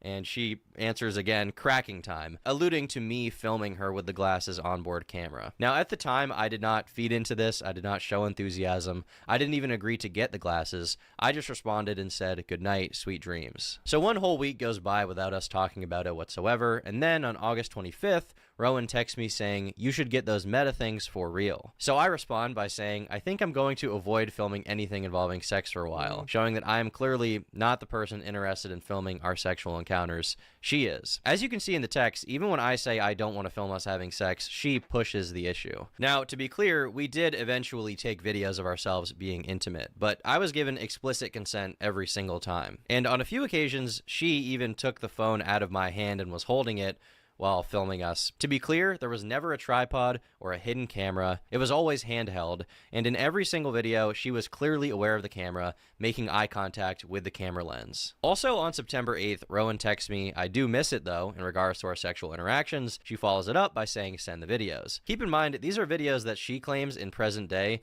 were taken without her consent. She then goes on to say, and I quote, "I will watch them and keep them close to my heart," clearly indicating she has no problem. Yeah, see what I mean? Like, this guy does again, we're still early in the video, but I feel like he does a great job of showing the messages, and like, I don't know, it's just one of those things where, from what I understand from the story, the accusations don't really match what evidence that he kind of puts forth, so I don't know, it's very weird whatsoever with them existing. I'm an extremely paranoid person when it comes to my personal life and my sex life and my dating life. As a public figure, I just like to keep my private life private. So I was very hesitant to send Rowan any sexual videos we had taken. However, I did send her one single still image from one of the videos where my face is obscured. I guess there was some lingering thought in the back of my mind that if her accounts were not locked down super well, and if she had been hacked, then the videos could have been made public. Now, there's an implication she makes a few different times that I'm basically blackmailing her with these videos.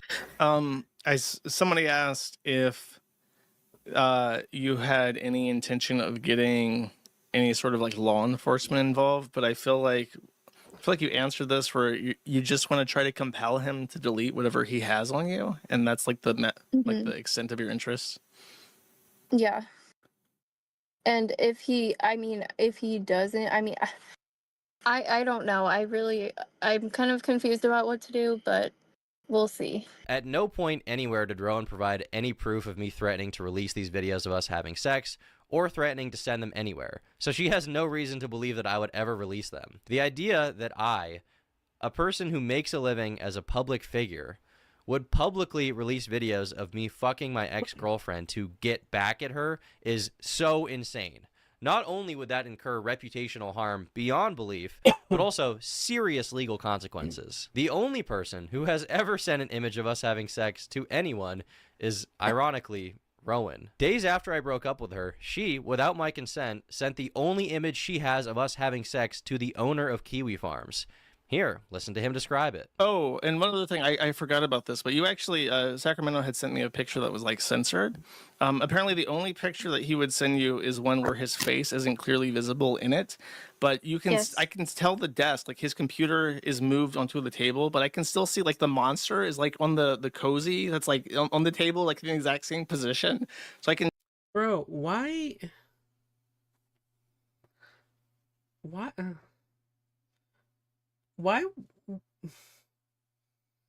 I'm sorry, but as like this Kiwi Farms guy, whoever this guy is that's talking to Rowan, why? That's so weird just to be talking about you know, someone's private personal stuff that they sent you. I don't understand what these people are, what Rowan and this Kiwi Farms guy are like. What are they trying to get across? You know what I mean? It's very, I don't even know how they're trying to attack Turkey Tom by having the one nudie image that they took and Tom in it apparently is blurred out anyways. So it's like, how are you? I don't know. I just don't know how you're attacking his desk. I guess I just find it ironic that someone who's accusing me of blackmailing her with her nudes literally sent a picture of us having sex to a man that she has never met. Now, Josh recounts seeing this image and talks about how hard it looks like I was grabbing Rowan on the mouth, essentially using it as evidence to support another claim she makes that I am too rough during sex, which I find very interesting because after I sent Rowan this photo, she texted me saying, "I like when you cover my mouth like that." Again, she texts me asking me to send her the videos, and she says, "Yeah, whenever you're not locked in, send the videos. It will fix me for about a week. Goon sash." This is clear evidence that she has no problem with these videos existing. To this day, she has provided zero proof that the videos were recorded non-consensually, or that I was blackmailing her with them, or that I had any intention of sending them to anyone. Reason being, I never did any of those things. In Rowan's interview, she claims that I never asked for consent to film these sex acts, and says that she wouldn't notice I was filming until 30 seconds to 1 minute into it. I'm not sure of an exact date, but maybe like 2 or 3 months into our relationship, he never asked me. He would just pull out his phone and record, and And again, it's just crazy because, like, I mean, this guy Turkey Tom has like all of the proof. Like, I don't know. It's just I don't understand what these girls were hoping to get, because again, in my opinion, if you were to attempt to try and go after somebody and to oust them as some sort of weirdo, or to get them canceled, which, you know, I guess that's essentially what she's probably ultimately going for, is to try and get him canceled for something.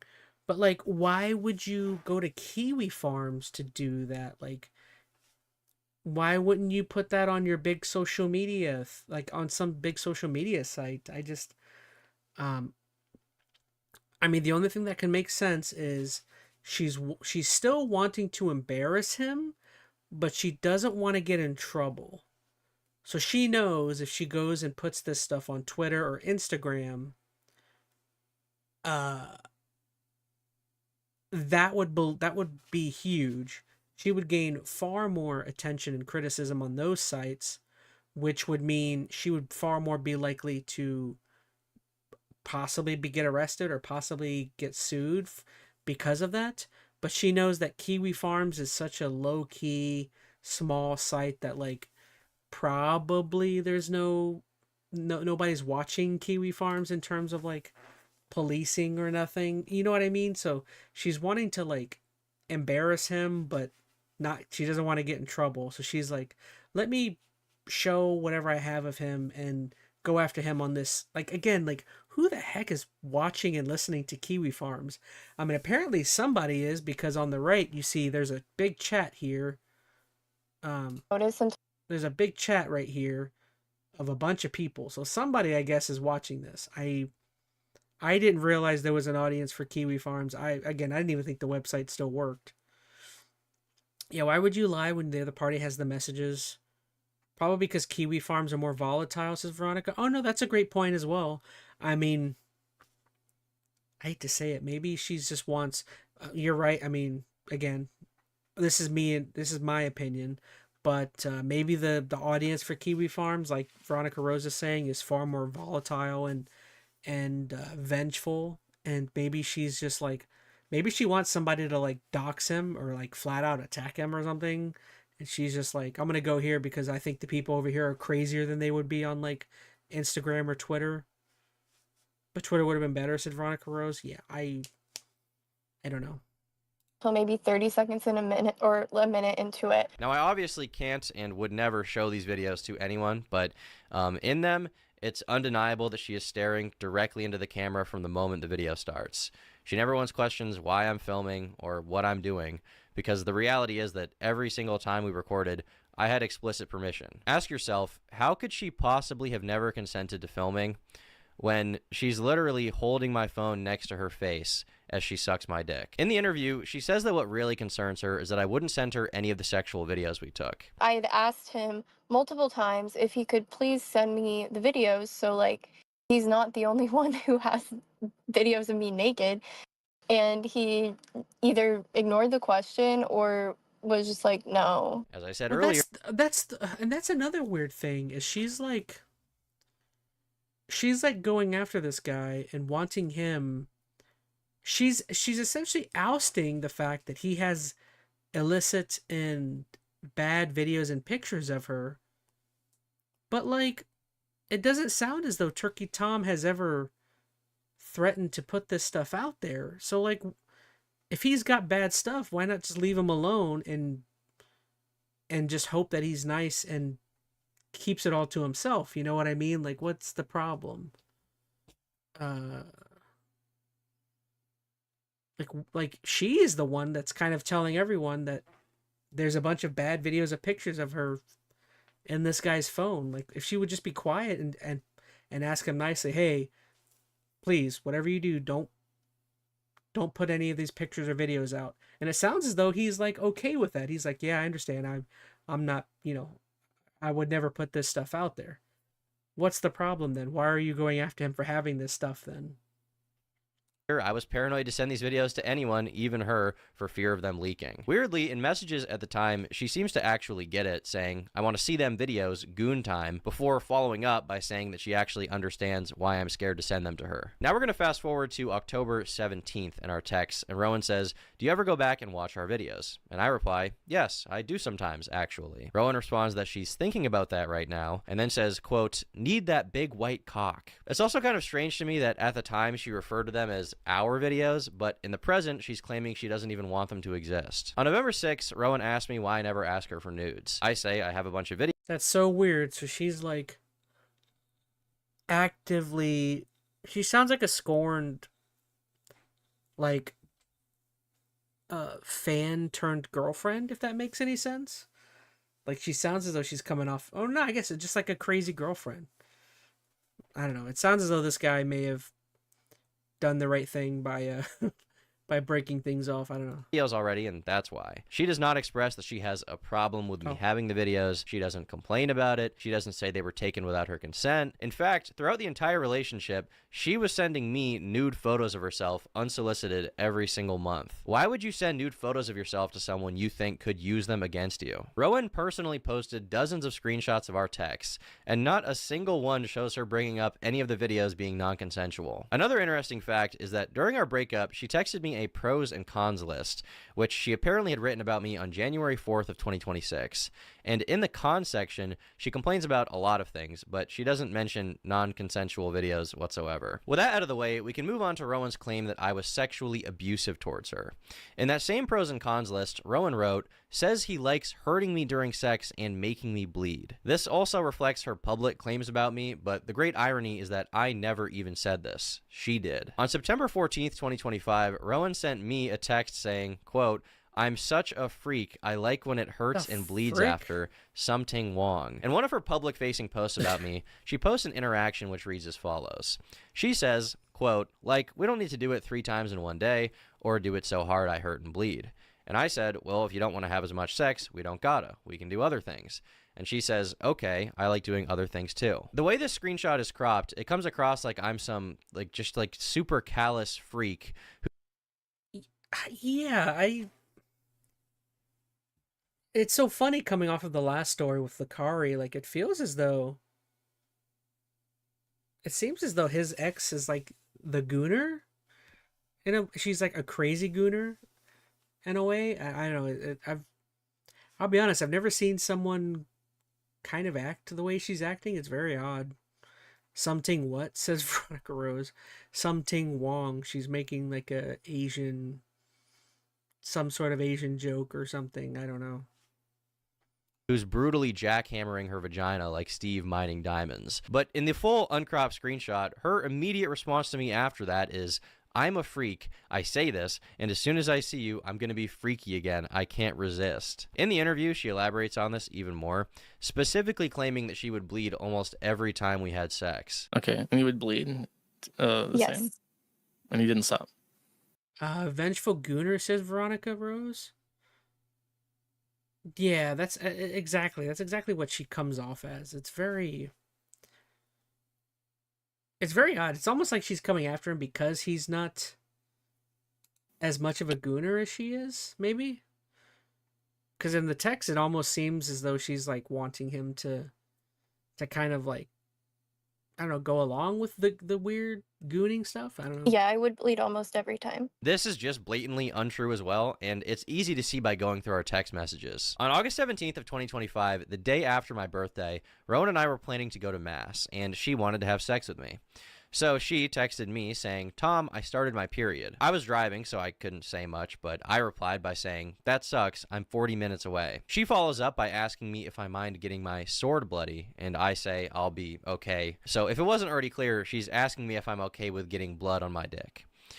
Why would this be something she's even asking if every time we have sex, I'm making her bleed? Keep in mind, this is months into us going out and being sexually active, and she's still worried that the idea of bleeding during sex would gross me out. Now, as soon as she began posting about me, people were naturally perplexed by her claim that she was bleeding from sex every single time. They asked if she had some kind of medical problem, and she says, I have no health issue that I know of, never bled during sex before. It was the aggression. I think that's just a gave reference into to it a after plane crash.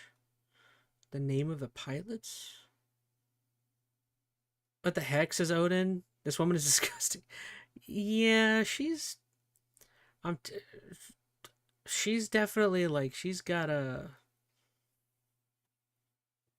I guess I can't think of another word. I mean, she's got some sort of like weird sexual addiction with him or something.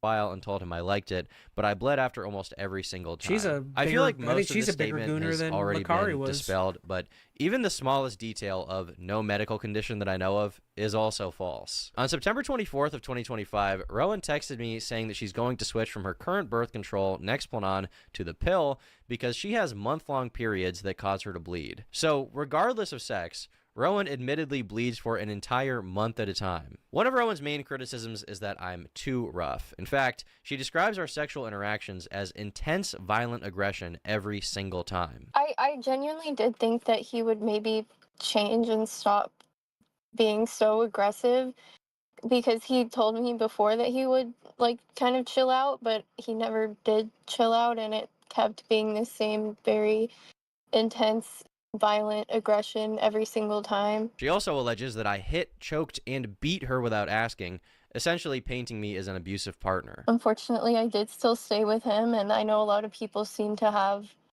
a lot of questions about that, and honestly, you were completely correct to question my judgment as to why I stayed with him, even though he was, hitting and choking and beating me. There's this idea she's trying to paint that in the relationship, I was constantly pushing this rough, violative sex onto her, and even though she... Blood on the sword. That's such a gross term. I'm very glad. I don't think that's a term I'll probably ever hear again. So. Bro, you have to catch something if you're... Yeah. She's weird and wild, says Skylar. Mm-hmm.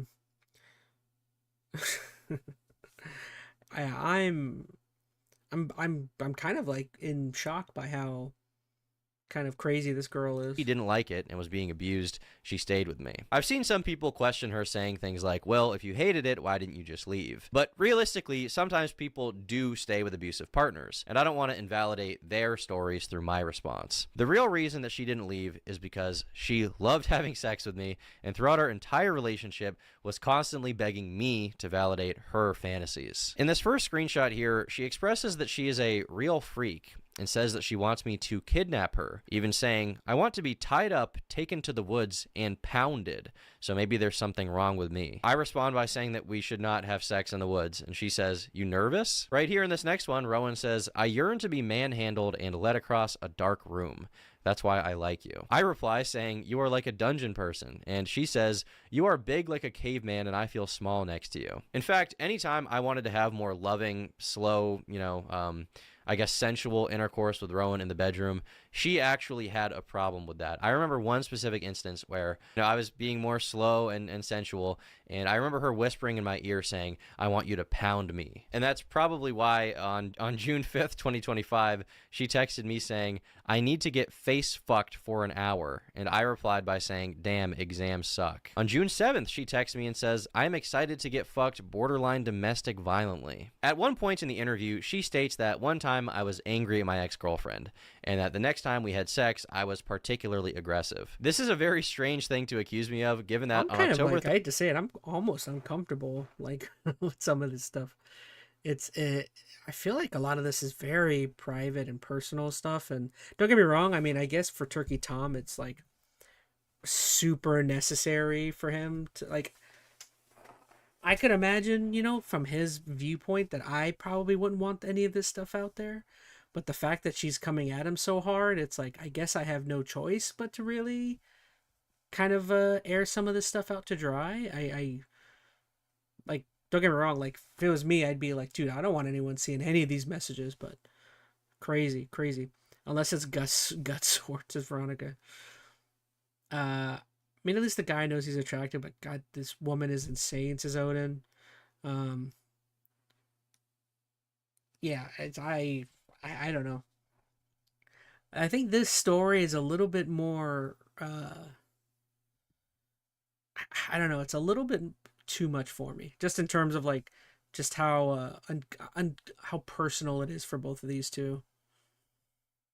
13th, Rowan says verbatim, sometimes I want to fight you just so you be more angry when you fuck me. She clarifies saying, I do like that though, even without the fighting. So at every opportunity, this girl is publicly saying, oh my god, look at all this horrible shit he did to me. And then she's texting me that she wants me to kidnap her, tie her up, and pound her in the woods. And if anyone is putting up any resistance to that, it's me. She once again lies about weird little things in the interview. Like she says that I was her second boyfriend. He was my second boyfriend. And when I heard this, I was very confused because she told me that I was her third. In my opinion, she... Same too much for me, said Skylar. Otis Salty, this is the type of story someone makes up on a Reddit story. Exactly. Yeah, this is some weird stuff. She said this to make herself seem less sexually experienced than she really is, to make the case stronger that I was taking advantage of her. Now, in this next post, she writes, again, I'm not alleging anything. I mean, don't get me wrong. Like, I feel like it's probably it's natural for couples to have, like, some spicy text back and forth. Like, I really don't think the fact of spicy text is the problem. I think it's more the problem of the fact that she's obviously airing all this stuff out, and then he just kind of has to put this out there just to prove that anything was consensual, basically. Illegal, just that he would hit and choke. I was a guy and my was girlfriend said all this, I'd slowly sort of normalize it in my head, well, but it's sounds like definitely maybe not that's what okay to happened. do that. So for information on how I supposedly normalize this behavior, let's go back to the beginning of our relationship and see what our conversations about sex were like. On Wednesday, May 14th, after only hanging out with Rowan once, she texted me saying she's excited to hang out with me again, and she already knows my penis is massive, without me saying anything sexual to her at this point. So as you might suspect, we did have intercourse on our second date, and after this first sexual encounter, Rowan texts me saying, quote, rape thing is so hot. I never did that before. You should tie me up next time. My response to this is consensual sex is good. And she says, you know what I meant by that. I don't know what to call it. So from the very first interaction we have, she calls our sex rape for some reason, saying how hot it is, to which I clarify that it was consensual, and she says, I know what you mean. And for the record, I never indulged in her fantasy to be tied up, just not something I was interested in. And I feel like I do have to say, like, this is one of the few stories where, like, this at literally every turn, whenever she says something that's kind of absurd, he like, I'm judging if these texts are real, like, he is the one that's like downplaying just about everything that she's throwing at him. Now, don't get me wrong, as a guy, I would probably read half of these and be like into it, you know, in terms of, I mean, you're a guy. I mean, I don't see how you couldn't be into it with, you know, a girl coming on like this, but like, I mean, it is admirable that he still, like, to an extent, is like kind of the one that's like, hey, you know, I get it, you know what I mean? Like, I don't know. It's a very weird dynamic going here. Anyway, and we also never did anything in the woods, in case you're curious about that. To hammer this point home, let's go over some more texts where Rowan talks about sex. On Friday, May 16th, she texts me asking when I'm free and says that she needs my, quote, big dick. And I say, don't say and she says, it is, and I need it. On May 18th, Rowan says she's not used to being with someone with as big of a dick as mine. She says that it hurt her, but she wants to do it again, and she won't be a pussy about it. Some of her public claims about me are more desperate and weird than others. Like she complains that I... And he is right, like, this is giving off, like, super desperate vibes, which is weird, because, like, aren't you, like, dating? Why are you coming off so strong? Why are you... It is, like, giving off, like, hugely desperate. I don't know. Like, I'd squirm away because every fantasy is escalating higher and higher, says Veronica Rose. Well, like, again, there's... Like, I mean, there are a couple. I feel like there should be a lot of room for fantasy and stuff of the sort, but, like, I feel like you should definitely play off of your significant other, right? Like, when you make a crude, when you say something crude or something, if your significant other is, like, not reacting as crazily as you would think most people would dial it back a bit. But the fact that, like, I don't know, maybe she's just like the ultimate gooner. She, like, she can't get over it. The goon is within her. It's taking over. Didn't eat her. She has become one with the gooning. I don't know. Out. Like, he never once ate me out, but he would demand that I would constantly suck his dick. And, like, yeah. But here is a text message of me directly telling her, look, I'm a selfish lover. And she says, it's okay. I like sucking dick more than getting eaten out. I'm a real freak. Despite her acting like I am a like sexual degenerate, repeatedly doing sex acts she doesn't enjoy, here she is saying, you match my freak, kind of. Not you're too freaky or we've been too freaky. She says that I match her freak. Here in this next one, she says, I'm getting on my knees as soon as I see you, by the way, freak mode. In this next one, I give a little bit of input. I tell her I'm thinking about her pussy. And she responds to me saying, you gonna tear it up or what? Now, my question for you in the audience would be, do people who are into slow, romantic, candlelit sex describe intercourse as... or like tone it down when they get comfortable with each other, said Veronica Rose. Yeah, I mean, I don't even think you need to tone it down. I just think there's, like, moments for it. You know what I mean? Like if you send something kind of raunchy to your significant other, and they don't say anything raunchy back, or they're not seeming like they're like, or they're telling you to dial it back, then, like, you should probably dial it back. But she's just, like, full bore, like, just keeps going with it. You know what I mean? It is a very odd dynamic. Their pussy getting torn up? I would say probably not. Here in this next one, she says she's going to leave mass early on Sunday to go get some dick. And keep in mind, I don't want to reveal any of this information, okay? I don't want to be saying this. I don't want to be here right now. And I would never intend on sexually shaming an ex-partner. But she's gone out of her way to not only shame me, but also to lie in an effort to paint me as some gooner, freak, borderline rapist. So let's keep going. Here, Rowan makes a post saying that I am a Patrick Bateman. And I I do understand it to an extent on his behalf. Like, again, he kind of phrased it pretty well. Like, I would not want any of this stuff out there. You know, this is strictly between me and my other. But, like, the fact that she's gone to some weirdo site like Kiwi Farms and is literally calling him, like, the worst of the worst. Like what other than, like, rapist, like, R-wordist, like, that's pretty strong. Pretty strong stuff, you know what I mean? Sounds like either she barely has experience and is desperate for interaction, or she just really had a weird past and is crazy. Yeah, I don't know. I'm not gonna try and guesstimate Gooner what it is. because I flexed in the mirror after we had sex. But the strange part about this is that I have a text of her saying, quote, I keep thinking about how hot it was watching myself take your big dick in the mirror.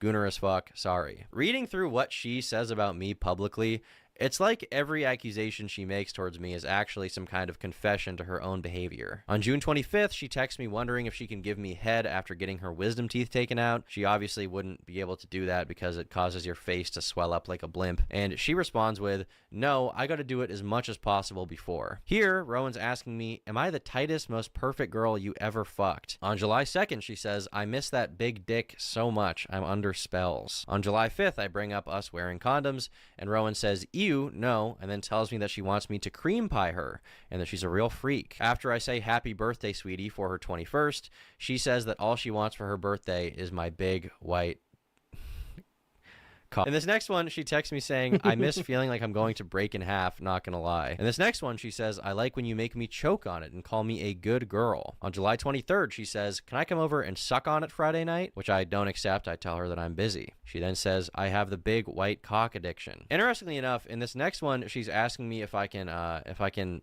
have sex with her while holding her in the air, essentially, and tells me that I should try to do it. Once again, a pretty bizarre thing to ask someone to do who allegedly has been abusing you for 3 months by now with overly rough sex. On July 21st, she starts off by texting me, I hate gooner men, and then not even 1 minute later, she says, I need that big white cock. On August... Take a sip of water every time she says freak. Yeah, And the crazy thing, though, is that, like, in the allegations, she's mainly looking at him and pointing at him for being a gooner freak, but it's like the most obvious, like, flip around. It's like, no, lady, like, clearly I don't know, to me, this is the most open and shut case. I hate to say it, like, I almost feel like I don't even need to finish watching the rest of the video because, like, what else? This to me seems like super obvious that he's just being I can't think of the word, not defamed, but is it libel maybe? I mean, whatever she's throwing his way, he's literally throwing out text messages disproving just about everything. Projection is crazy. Exactly, says Veronica. Oh, I'm getting tired. That's the word I was thinking of, is project. It almost entirely feels like projection on her behalf. And like I said, I guarantee you that's why she went to that site, Kiwi Farms, because I mean, you know, there's so much inactivity on that site versus a Twitter or an Instagram that the likely chances of her facing some sort of repercussions for that, to me, are highly unlikely. 23rd, she says, whenever I wake up without my morning Tom face fuck, I am sad. On September 2nd, she expresses that she wished she lived closer to me, but if she did, it would be an issue because she would want to come suck my dick all the time. On September 17th, she sends me an Instagram reel of someone praying the rosary. I don't respond, and she follows up by saying, I miss that dick so much. Here in this next photo, she sends me a picture of her in lingerie with the caption, when it's rape time, and after she said that, all I did was respond with a photo of the movie Just Friends. On Thursday, September 25th at 7:30 a.m., Rowan says, I hope you come. I got something special for our rape times. I say, all right, y'all. I don't think I need to finish the rest of this. I almost, now I feel like I'm on Turkey Tom's behalf. I feel like he might be showing too much, because now it's coming off as weird. I don't know. Maybe it's because I'm at the point with Turkey Tom where I'm like, yeah, I get it, man. I'm on your side. But I don't know. I feel like I feel like this is too personal. It's too much. It's TMI. This is a prime TMI material. That is a crazy story, though, huh? I don't know. Yeah, I don't think I need to watch any of that. What time? Says Robot Slayer. Dude, you were jumping in at the very end of the stream. I think we found female Diddy, bro. What the heck is this lady? Robot no, says Veronica. Yeah, this whole story has been just so out there. I'm not going to even finish the video. That's quite insane, though. Here, I'll send you I'll put the video in the Discord, and you can watch it if you want. Robot Slayer. Just a crazy story that I don't know why I thought it would be super interesting, and it is, but this is almost too much for me, just in terms of how personal it is between what's going on here. Yeah, here we'll watch for another minute or two, just so Robot Slayer can see what's happening. They change that to consensual sexual encounters, and she says, Hold on. So I'll explain it to Robot real quick, but essentially what's happening here is this guy, or this big YouTuber, Turkey Tom, he has this ex-girlfriend who, I think he said it was multiple ex-girlfriends, right? Now 2 of them. But one of them in particular, I think his first one, is making like super big allegations against him about like sexual assault, being abusive, rape, a whole bunch of other things. Just about being like the absolute worst boyfriend and doing illegal stuff to her. So he has this ex and she's been making these accusations on a site called Kiwi Farms. We explained it earlier in the stream. Kiwi Farms is this 4chan, 8chan like site that has always been around for a while, that is mainly used for hateful people spreading hateful information or going after people. And so his ex is using this site to talk about how bad he is on like this podcast and stuff, and she's making him seem to be like the absolute worst person. And in this video, he's basically just been showing every DM that they've ever had, and just the DMs are just insane, just painting, in my opinion. Again, you can ask everyone else in chat. I hate sounding so biased in terms of I'm completely on this guy's side, but like so far, to me, it comes off as his girlfriend is just like the ultimate world's biggest gooner, and she's just like, I don't know, has some sort of issues or something, which is especially crazy with us coming off of, we talked about the Lucari situation earlier, and the fact that I think this lady is worse off than Lucari. But we'll watch another minute or two just so you can kind of see. But the text chains here is just, I was gonna bounce off the video because I've seen so much at this point. It's like, yeah, I'm on his side. I don't see how you can not be, but again, that's my opinion. I know. She expands on this particular message and says, "Are you mad at me? I know it's consensual." So even as we're approaching over 4 months of being together, she's still telling me that our sex is consensual and that she likes it. Now that I've gone through a lot... Like a psycho ex, says Robot Slayer. Oh yeah, 100%. She's psycho. Lucari, goodness, I missed out, says Robot. Yeah, we watched Moist Critical's chat on a lot of our messages. I think it's pertinent that we get into the month of October. This is the month that Rowan has publicly claimed that there was one specific incident that occurred during which she asked me to stop having sex with her, and I did not. To be perfectly clear, this never happened. But just to have some fun, we can go through our texts day by day in this month to see which day this horrific incident could have possibly occurred. On October 2nd, she texted me saying, "You are perfect." On October 3rd and 4th, we hung out. She asked me if I got home okay, and she says that I am her formal date in her heart. She then says that she hates when anyone comments on her body, even in a positive way, and I tell her that she should eat slop and go for a walk and not worry about it, and that she is beautiful. On October 8th, she continues being sexual, complimenting my arm. She then resends me a meme that says, "Me if I do not have violent sex very soon." On October 8th, she also says, "I miss my handsome husband." Here, I tell her I landed in Texas. She says, I hate to say it, but like, oh, I was making pasta while talking to my mother, said Robot Slayer himself. Well, what an amazing video to jump into and watch after talking with your mom. I'm sorry, Robot. I just thought that was funny. But yeah, this is I don't know, this whole story for me has been a little bit too much. It's because it's so personal. It's like someone's relationship, like I've said it already, but I don't inherently have a problem with like, I mean, it's not my relationship. I don't want to act like I don't have a problem. But like, to me, it doesn't seem that crazy. Some of their texts, like, you know, couples have some crazy stuff. That's not an insane thing, but it's the idea of I don't know. I just feel like she does a very poor job of like reading him in the moment of what of where he's at. You know what I mean? Like, she'll come out and say something insane sexually, and he'll just be like, oh, ha ha ha, you know, I get it. And then she'll like repeat it or say something worse, and it's like she's not like playing off of him very well. I don't know. I think that's what my big kind of thing I see going on here is. I miss sucking on it. She then texts me saying, you got to start putting rape time in your reminders. On October 9th, she says that she wants to hang out. I say I arrived.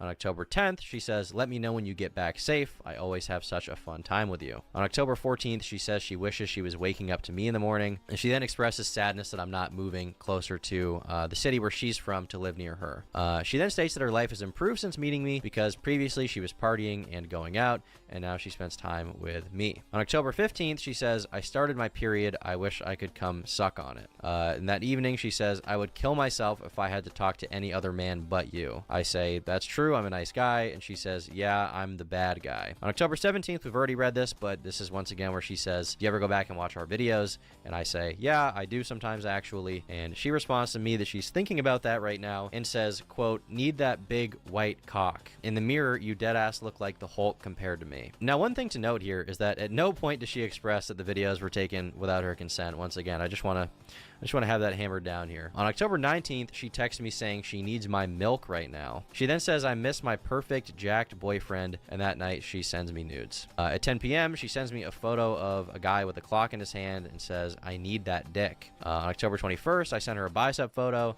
She responds saying, you look good, Tom. I can't wait to suck your dick. She says, I love you. You're a great boyfriend. She then says, you never officially asked me to be your girlfriend, to which I say that we did. On October 23rd, there's proof we hung out that day. She then says, text me when you get home safe, and I say, I made it. She also texted me saying, I love when my bed smells like your musk. On October 24th, she says, good night. You're the best boyfriend ever. October 25th. Videos? Big sis robots there. I'm telling you, dude, this whole video has been like, this whole, like, let's see, we're 21 minutes into a 41-minute video, and it has been like this all the way throughout the entire 21 minutes so far. Just, Scholar said she's a mad hornball. Dude, that is a great way of putting it. She's just like Gooner levels, just insane. 5th, she sends me a photo of herself in a deer outfit and says, meow, I miss Tom's big white dick. That night, she says, I'm going to send you ass pics tomorrow. On October 26th, we've read this one before, but here she says, next time during our epic rape time, you can tie me up. I say, you mean consensual sex? And she follows it up by saying, you know what I mean, Tom, rough sex. Once again, these are really weird messages to be sending to someone that you now claim is sexually abusing you on a weekly basis. Now that evening, the evening of October 26th, we can see that I hang out at Rowan's house and I sleep over. Then there's a text that shows that I'm leaving and mentioned that I took my friend to the hospital. On October 27th, she says that she hopes I'm doing well. She loves me so much. On October 30th, she says that we'll be married in 2 years. October 31st at 12:30 in the morning, she texts me and says, I had a nightmare you broke up with me. Oh my God. She then says that I should cut a hole in my Batman suit for my dick. On October 31st in the afternoon, she says, oh Tom, I yearn for the big white cock. On November 1st at 1:20 a.m., she says, up? No good night? I love you? Yeah, it's fucking over. I tell her that I'm falling asleep, and she says, you was madly in love with her and not me. I'm gonna myself. Holy cow. Oh, this girl is just, hold on, this last text. Dude, this dude. She must have been abused in the past or something, bro. Something really rough and crazy, says Odin. This is probably the weirdest string of texts I'm seeing so far. Hold on. I guess I'm blocking it up. Yeah, this right here, this is pretty weird. Like, her switch up to things is like so sudden right here. So what she says, are you up? No, good night. Yeah, it's effing over. And he's like, what? Hello, is you up? He said, I'm falling asleep. No good night is crazy. Oh, because she didn't say good night. Good night. I love you. Yeah, it's fucking over. I tell her that I'm falling asleep, and she says, you was madly in love with her and not me. I'm gonna myself. I tell her, good night, I'll see you tomorrow, and I then say, I'm not tweaking. I'm gonna KMS. Good night. Don't say anything like that ever again. Hope you had a fun day. Love you. Bye-bye. I'm so scared. Dude, this girl is just... She's wacko. Wacko of the highest degree. Holy cow.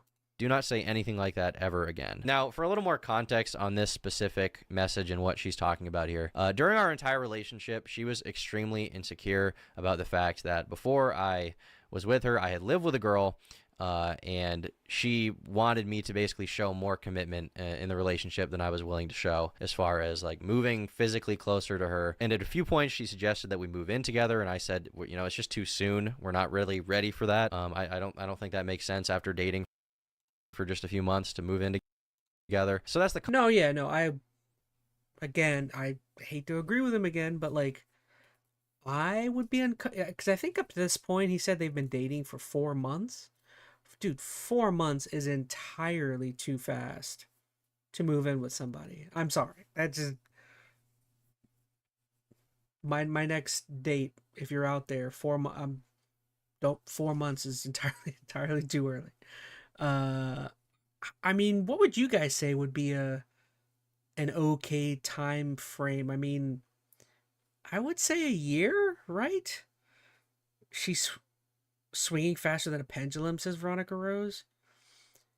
Yeah, I would say once you know someone after a year, maybe moving in together would be okay, but like 4 months is like, oh no, do not move in. Do know each other. That was not a good idea. No, 4 months is way too soon, says Skylar. Yeah, don't get me wrong, I still think a year is probably entirely too soon, but like 4 months is like, no, I'm not moving. Context of this, she would constantly bring up shit and compare herself to my ex or ex-sexual partners in general, but my ex-girlfriend, and I was like, don't say stuff like that. Like, I'm dating you right now. Stop worrying about this. So later on in the night, she texts me saying, mass is needed. I am such a sweet girl and have love in my heart for you. I know this. And this carries into the morning where she says, hi, my sweet love. The next day around noon, she says, sorry for being kind of bitchy. Let me know when you're on your way. I say that I've arrived. We take a photo in our Halloween outfits, and on November 2nd, I say that I made it home, and she says that she hopes that I have a good day. So we've now made it through the entire month of October, and there's no indication of any kind of abuse, any kind of mistreatment, or even really anything negative. But almost every single day, she says something about how she loves me, how I'm perfect, how everything is good, and she keeps sending me sexual stuff the entire time without me even asking. At the risk of belaboring the point, I do want to go through a few more messages just for the hell of it, just so I can confidently show that she was extremely sexual the entire time and never expressed any reservations about the sex we were having. On Wednesday, November 5th, out of nowhere, she texts me saying, I'm trying to make you nut. Okay, so I mean, he did kind of give a good explanation as to why he's kind of hitting on so many of the texts, is because he's trying to get across the fact that because her accusations were that some of the stuff wasn't consensual, or that she's calling him to be the gooner, the freak.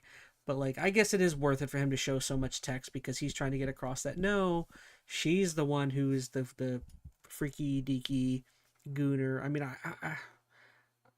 I kind of understand it. I'd say 1-2 sleepovers to ease in, comfortable to see how they. Yeah, I mean that. I would say a year or two worth. And once you've gotten to know somebody for that long, then like I feel like you have a much better understanding, of that. I don't know. Trying to make you nut. I just don't respond. On December 12th, she sends me nudes again. Kind of a weird thing to send to someone who apparently has sexual blackmail on you again, is it not? On December 24th, she says that I am a sweetie pie. She's grateful for me. She wants to make me nut again, in her words, and she hopes we're married for a long time. On January 2nd, she sends me a naked photo of herself again, unprompted. And the morning of January 8th, Rowan texts me saying that before she comes to visit me, she needs to know that my dick is working. Less than 36 hours later, I broke up with her. So as you can see, the texts don't lie. Rowan was blatantly the more sexual one in the relationship. I've produced evidence of this nearly every single week, and she didn't produce any because there isn't any. But apart from the idea that I filmed her without her consent, and apart from the idea that I was a sexually abusive partner, she actually made some other claims as well. So another claim she made is that I encouraged her eating disorder. Yeah, I told him very early on, like, hey, like, I've struggled with eating issues in the past, and I'm kind of still trying to gain some weight and make sure everything's okay. And he would tell me, oh, I love how skinny you are. I like how small you are, like, I love how your body is, like, skinny. Let's see. Toast to that. I mean, this girl is just like, I can't keep hitting on the point, but like she's not well. I don't know. There's something super odd here. I think she's like, oh gosh, I can't think of the term. She's like still infatuated with him, right? Because that's the only reason why she would be so kind of hateful and so going after him this hardcore is like, I mean, obviously that last few texts she had before he broke up with her, she said something about marrying and living with him forever, but like she could not let go of what was going on here.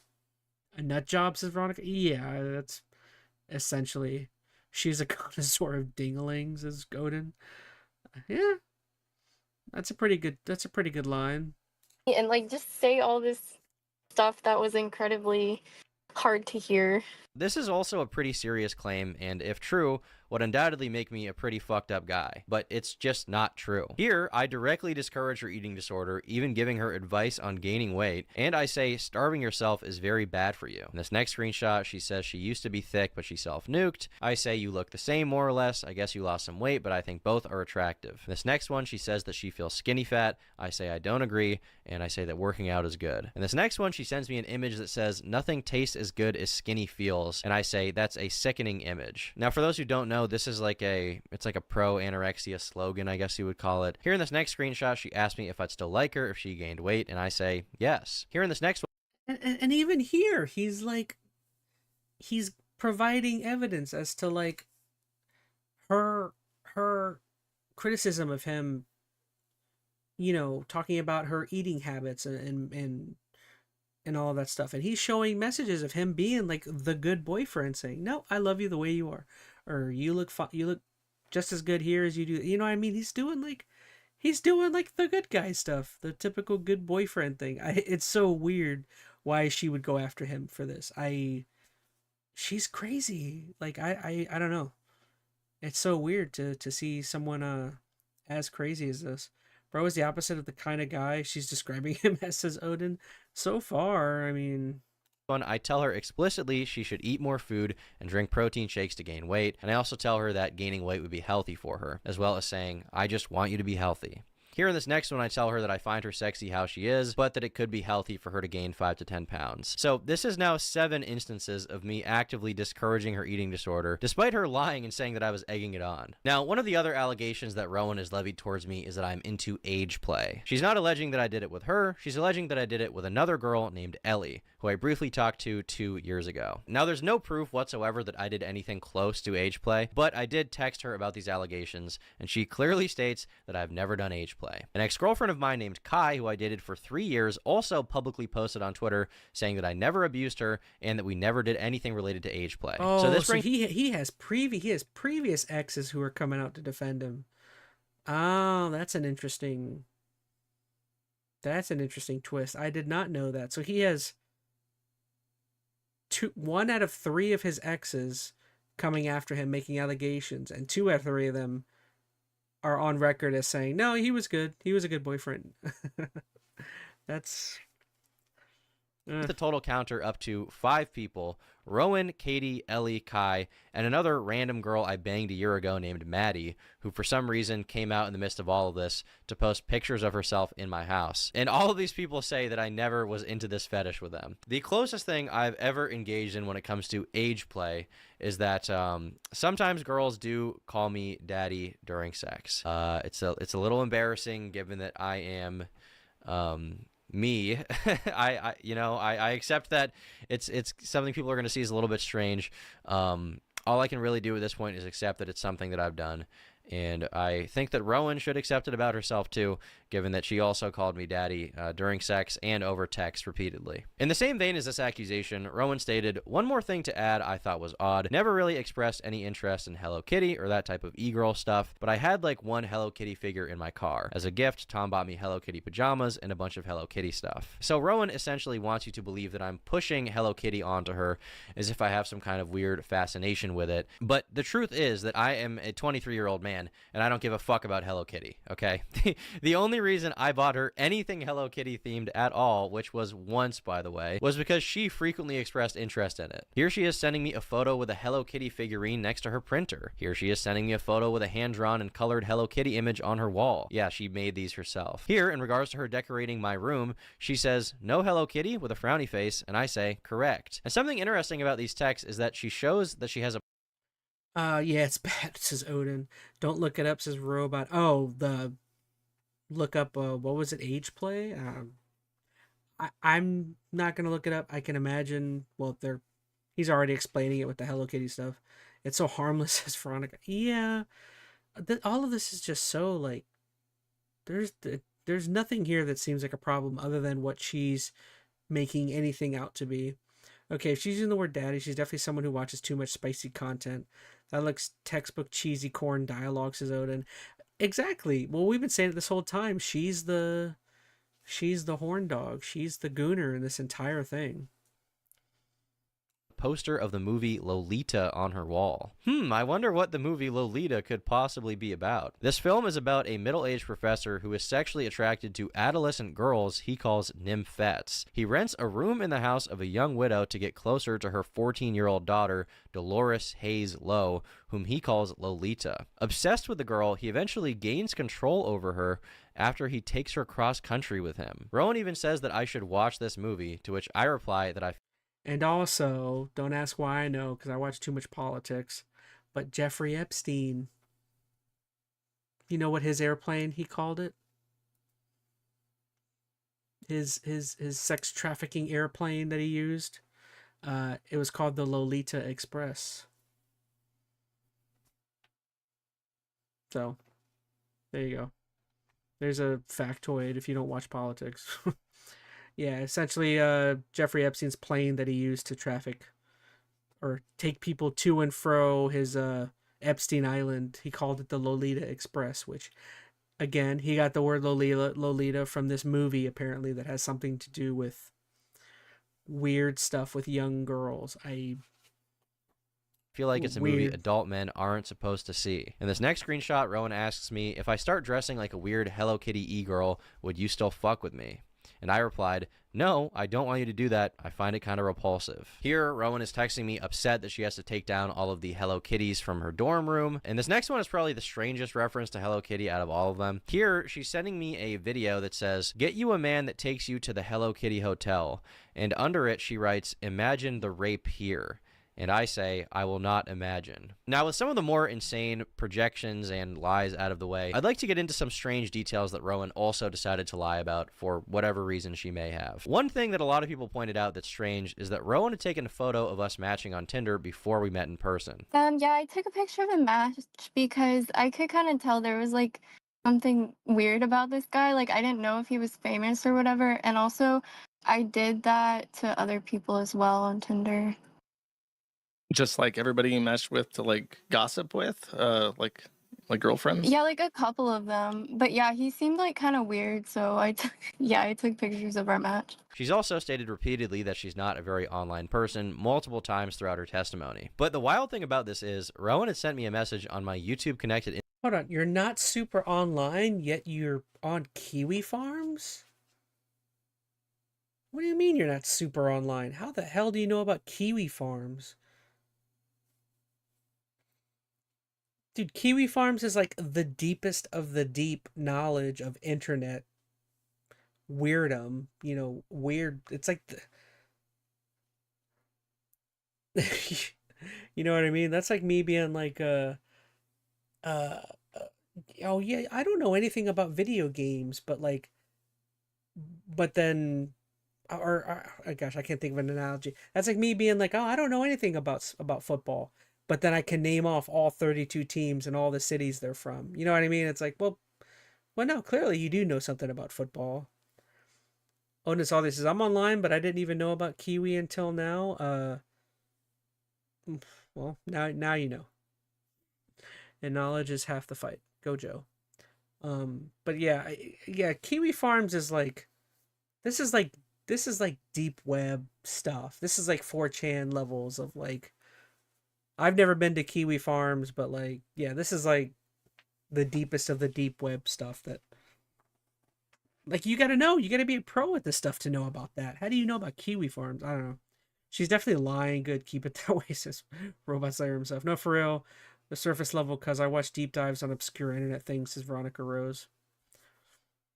Well, to be honest, the first time I'd heard about Kiwi Farms was from H3. I think there was some saga between H3 and Kiwi Farms. There was some, I don't remember. There was some, I think there was some trans person who came from Kiwi Farms who like ended up turning out being, oh gosh, I wish I could remember who ended up being a grifter and ended up being like, they were a trans person, but they were like against trans people. It was a very weird saga, whatever that was. It's like saying I don't play Minecraft while netherite armor set in my room, says Odin. Sure, whatever. I don't know what that means, but I guess that sounds like a great analogy. Instagram all the way back on February 21st of 2024, 15 months before matching me on Tinder, where she said, you have to do a video on this crazy guy on Twitter who only has like 3,000 followers, but this man is a menace. I even confronted her about this when we first hung out because I found it very strange that she lied to my face when she first met me and said she didn't know who I was. I said, hey, I looked at our messages on Instagram and saw you DM me over a year ago. Rowan said, oops, yeah, I'm sorry. I didn't want to tell you, but I watched one of your vids a while ago and thought you were cute, but I thought it would be awkward. I responded, that's okay. I was just surprised. She replied, I know I probably look crazy. Oh, is she? Hold on. So she knew about him before they started dating. Is she just a fan? I mean, looking at these texts, I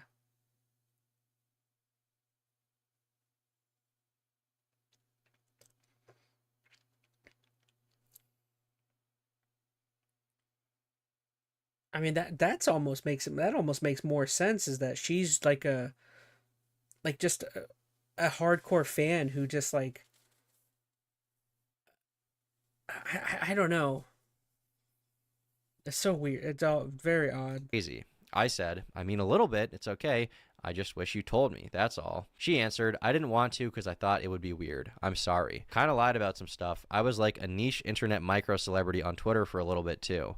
I'm chronically online and didn't want to admit it, lol. I've gotten better about it. Once again, this is just another detail that it doesn't even make sense to publicly lie about, but it's just one of those things that makes me question her intentions throughout the entire relationship looking back. Publicly, she's also misrepresented the end of our relationship. In the interview, it stated that our breakup took place in December and that after that she realized how bad it was and she felt the need to contact Katie, who we're gonna get into later. This is blatantly untrue. We broke up on January 10th of this year, 2026, and she began posting about me on January 14th, literally days later. She says the breakup was kind of mutual, an idea that is just bitterly ironic because that's not the case. Immediately after I told Rowan that I wanted to break up with her, she began threatening to post about me online and even began attempting to blackmail me into having sex with her again. I don't know what you want me to say to you. I just want to move on from our relationship and have you go be in your corner. You can meet other guys and it'll be fine.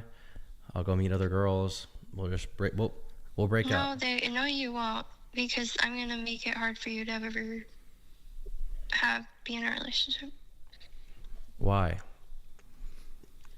Because you don't deserve one. Why? Because you're a piece of shit. Why? Because our whole relationship, you act like everything is all about you the whole time. Okay. Dude, this is so weird. Oh my goodness. This is so we. I don't know what to say. Like, uh, uh, uh, I don't. Again. I'm actually changing my mind. I don't necessarily feel as though she's a fan. Could she just be a well, here I am throwing the typical guy saying clout goblin. Is she a clout goblin though? Like, is she somebody who thought, because remember she said she had seen a video, so she knew he was like a big YouTuber or something. And but she's crazy. She's a clout goblin, but she's crazy too. So I don't know. Like because she even was admitting in that one text chain that she was like a micro celebrity as well. And she's like, oh no, I understand, you know, I saw you were a celebrity and I'm kind of a smaller celebrity. I don't know. So she is a bitter ex, is Veronica. Oh, she's incredibly bitter. Oh yeah, she's like bitter to the nine, basically. She's so bitter she went to Kiwi Farms. I couldn't imagine a more bitter place to retreat to. You don't give a fuck. You, like, you're just an awful guy, and I'm so sorry that your mom raised you. She seemed like a nice lady, but clearly she did something very wrong. That's an incredibly messed up thing to say. I mean, if you're wanting the relationship to hold on to, why would you bring my mom into it? That if I'm Turkey Tom and I were trying to break up with you, then once you said this, oh, it's for sure yeah. Oh yeah. Yeah, that's maybe she misses having internet attention and also just bitter about the separation in general, says Odin. Exactly. No, you're right. That's 100% it. Kiwi Farms of all places, says Robot Slayer himself. Yeah. Veronica Rose says this. Yes. If I was wavering at all about my decision to break up with you, then once you say this, oh yeah, it's done. Like you just like assured what was going to happen. Okay, Rowan, I just want to move on and have my life, and you'll move on and have your life. And we can be in our own corners. We don't have to do damage to each other. We don't have to cause each other any more anguish, okay? I just want to see you again, though. Like, do you think we'll ever be able to see each other? After the way these conversations have gone today, I really don't think so. Why? Because you're, like, threatening to blackmail me. I'm not. Well, if you don't come see me, then I will. I stated blatantly that I did not want to have sex with her. Holy crap, she just said she would blackmail him if he left her. And then he says, well, no, I'm not coming back because you're blackmailing me. And then she said, no, but I'm not blackmailing you. Holy cow, the logical twist there is, the logical knot is just insane. Bro, right after she said she did that. She blackmailed him and then said she wants him back. And then he said, well, no, I'm not coming back. You're blackmailing me. And then she said, no, wait, I didn't blackmail you. So the logical loop is insane here. Wouldn't be surprised if she started stalking him after all of this. Oh, for sure, says Odin. Oh, yeah.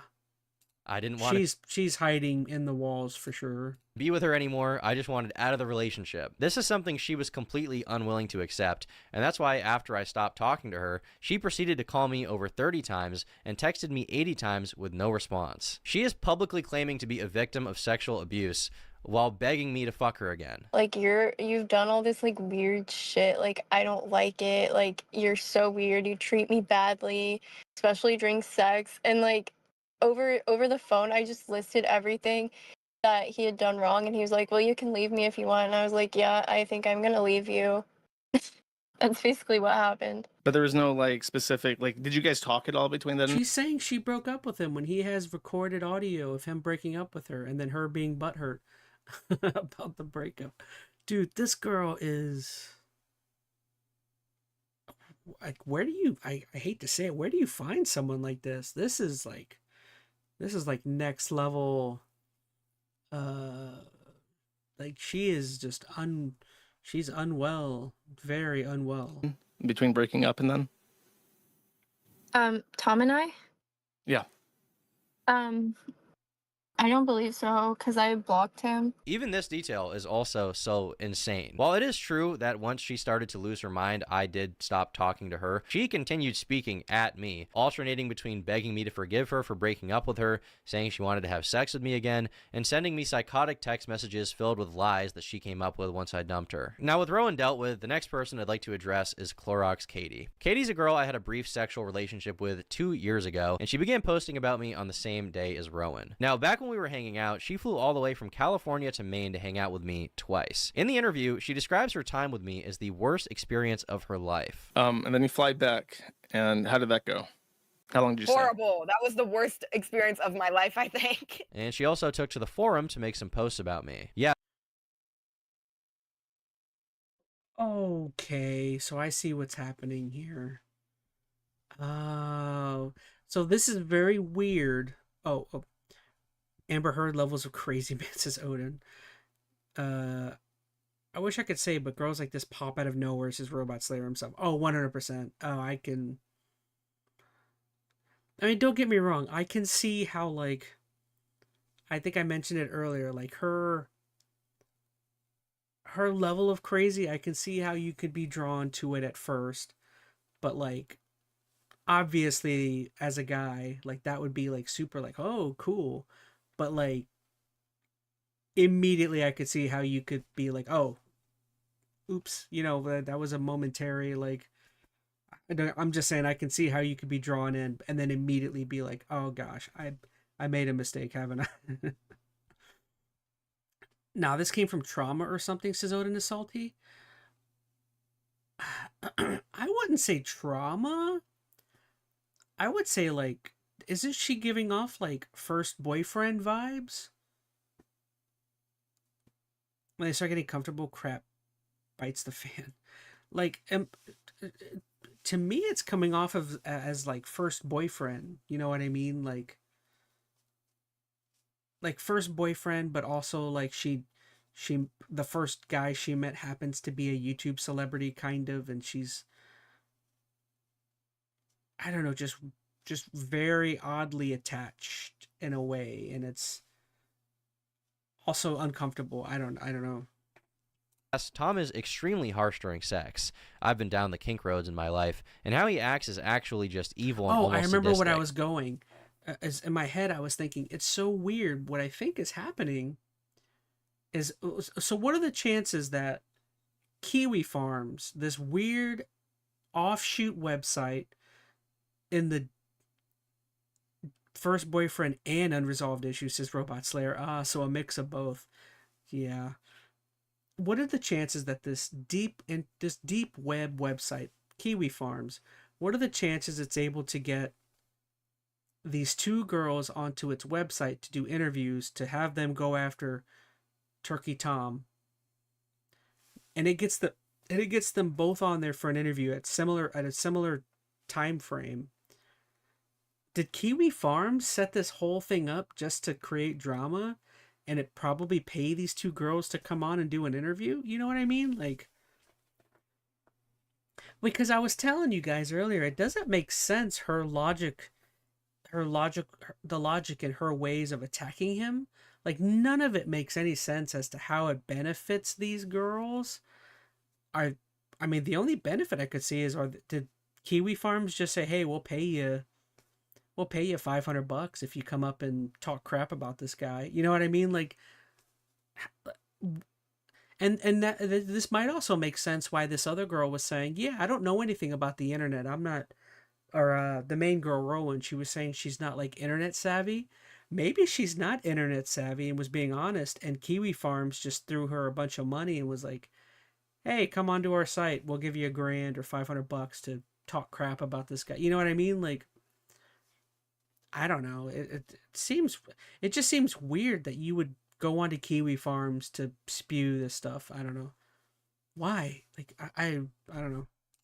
not even kinked up, just actually a Patrick Bateman type gooner. When asked how things between us ended, here is what she had to say. I just truly thought he was a cringe who definitely was going to beat me later if I stayed around. We only had a 2-month fling, but even my insane ass was scared of how he acted, and he was also just stupid. I hated conversation with him. He was just extremely weird to me and also evil as fuck during sex. Naturally, people asked her why she hadn't reported me to the police, and her response was, I thought about the police and looked into it, but again, it being across my own state lines and in Maine, it would have had to been filed there, and I lived on the opposite side of the country, so it just didn't seem feasible. These claims are once again so absurd to me that the best way to dispel them is to just look through our messages together. In these 2 DMs, you see that Katie comes to visit me for the first time on January 20th and leaves on January 23rd. She comes to visit me, she says she's excited, she then goes home, and after leaving my house the first time, she immediately texted me saying, I had so much fun, Tom, you can kidnap me whenever. I feel so alone in my bed. She then says that she has to come back. Now, days after coming the first time, she sends me nudes. Once again, this is kind of a weird thing to send to somebody that you're claiming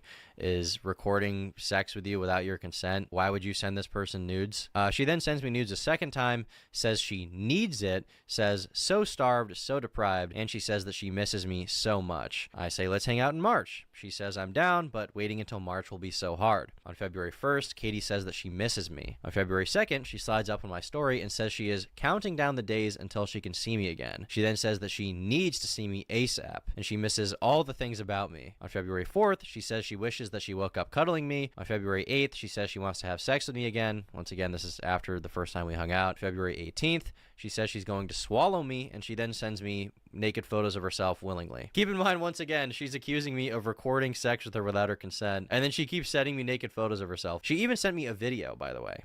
She says, I need you right meow. I need you ASAP. February 22nd and February 24th, we have I miss you and are you home yet? February 28th, she slides up on my story and says, I'm gonna suck you so good. She then says, I need to see you now more than ever. Lots of hugs and hot sex. On March 2nd, she says, I like you lots. And I reciprocate. She says she can't wait to see me again. She then says that she's excited to see me that coming Saturday. In the next screenshot, I say, your pussy's gonna be so sore.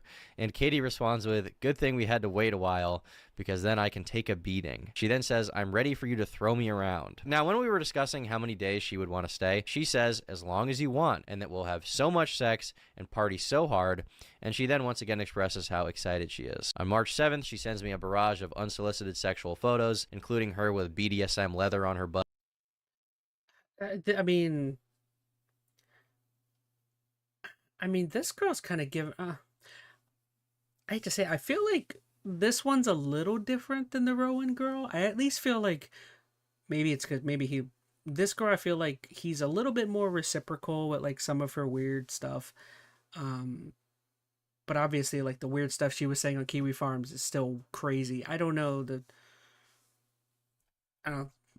I feel like this girl's not as crazy, if that's all I'm trying to say. But on March 8th, she might still be crazy, though. She says all she can think about is me, and she can't wait for my dick to be down her throat. And on March 10th at 7 in the morning, which is 4 a.m. her time, she says that she is so excited to see me that she cannot sleep. Now, with the Instagram messages out of the way, we can move on to the text messages. So on March 10th, this is the second visit, right? Prior to getting there, she says that she is starving for me. Now, March 15th, this is when she leaves. She says I still have her toothbrush, but that I have to let her come back. Now, keep in mind, Katie, in her own words, said that this second time visiting me was the worst experience of her entire life. How long did you say? Horrible. That was the worst experience of my life, I think. She basically describes being physically abused in the interview. She even says that while we were having sex, she would ask me to stop doing something, and I wouldn't. But that did not happen. You may also recall her stating that she ended things with me because I was such an insufferable person to be around. She claims that after the second trip, she began to realize she was a victim. Yeah, and that's kind of like when things really started piecing together to me that I was like, wait, I think I am a victim right now. One of those things that's like easily disproven due to him. I will say, like, it's kind of crazy that this guy kept so much of the messages and texts. I'm typically like, I kind of go in and delete all my texts and stuff because it takes up memory on the phone to have those text chains. But I think this guy's detective work is pretty spot on. Bro, what is this guy doing to these ladies to make them so crazy? Bro got games his own and his Aldi? I guess so. He seems like he seems like all of his customers are satisfied. They give him 5 stars, 5-star reviews. What is it? I'm gonna say 5-star Uber Eats. Great. Like something's not right here. In her words, this. Speaking of, I gotta do my Amazon reviews. I gotta say, Amazon, stop sending me messages about the Amazon reviews. I gotta say, I can't stand those. Oh, you forgot to leave a review for this thing you bought. Shut up. This guy was not gonna let any accusations catch him lacking, says Odin. Yeah, it's kind of crazy that he held on to so much. This is why she stopped talking to me. She says that she was scared of me. She says she was scared that I would beat her. Well, on March 20th, which is after the second visit, she texts me saying, Tom, I really like spending time with you, but I'm kind of worried about if you actually like me or are just using me. Lol. I'm just BPDing, and so I'm tweaking and need reassurance. Are you just having fun with me or do we have something? To which I respond, well, I like you and I think you're cool and perhaps we even have something. However, I would make a bad boyfriend, so I don't really want to date anyone officially, I guess. Yeah. I was abundantly clear with my intentions with her. I did not want anything serious at that time. But apparently, this is the period she began to realize the true extent of my abuse, which is probably why after we had already hung out the second time, Katie tries to arrange a third meeting with me, saying she wishes that she was in Ohio, where I was at the time, and I did not reciprocate. After this proposition, she slid up on my Instagram story 12 times over the next 10 months, and I did not slide up on her story once, not a single time. So ask yourself, do these texts sound like a girl texting a guy that she finds evil and sadistic, a guy that she was even debating going to the police about? Because to me, it seems crystal clear that she enjoyed our time together and even wanted to hang out a third time. You gotta keep in mind here, she flew across the entire North American continent twice, from California to Maine to see me. After the second time, she wanted me to be her boyfriend. I didn't want to, and she then repeatedly made efforts to contact me and hang out with me again. Now, to close off the video, I think I'd like to share some interesting texts that Rowan sent me about her dear friend Katie, as they're both accusing me of, I mean, whatever it is they're even trying to say at this point. After she saw that I was following Katie on Instagram, she messaged me on December 8th saying, did you know Clorox Katie tried to fuck Jet Neptune? Those girls too make themselves easy targets with the hair and piercings because they have sexual trauma. She then says, they complain about sexual assault a lot because they will fuck anything that breathes. 1 month and 2 days later, I broke up with Rowan, and in the middle of her unhinged tirade about me, she told me that she would be messaging as many girls I had been with as possible to try and find whatever dirt she could so that she could run to the internet about it. I feel like I gotta say also, like, because he kept talking about going to mass with this girl, and like, she's clearly like comes from like a religious background. She said something about praying for somebody there in that messaging. This girl, Rowan, to me is giving off like heavily like preacher's daughter type stuff. You guys have ever heard of that saying? I guess the lesson of the video is to hold your receipts from grocery stores you visit, kiddos. Yeah, essentially, says Odin. Hate to see ladies lie and ruin men's career just because so many are actual victims, says Veronica. No, I 100% agree with that. Like, you know, no, I 100% agree with you. It's you know, people crying wolf that kind of ruins it for the entire, you know, group, you know, sometimes. Man, I still think it's important, you know, like believing people. I still think we believe women over here, you know. We just because one of these ladies over here are filthy liars doesn't mean you shouldn't believe women. I mean, I'm still all for that, you know. What was I going? I already lost my trail of thought. Seen a lot of people say things to the effect of, you know, Tom's a hypocrite. He gooned. And you're right, I did goon, okay? I did not stop gooning. So maybe in the end, the hats are more relevant than ever. Anyway, that's about it. I've said everything I need to. Goodbye. Goodbye. Well, all right, y'all. Well, that was 3 hours worth of ChazmaN Live.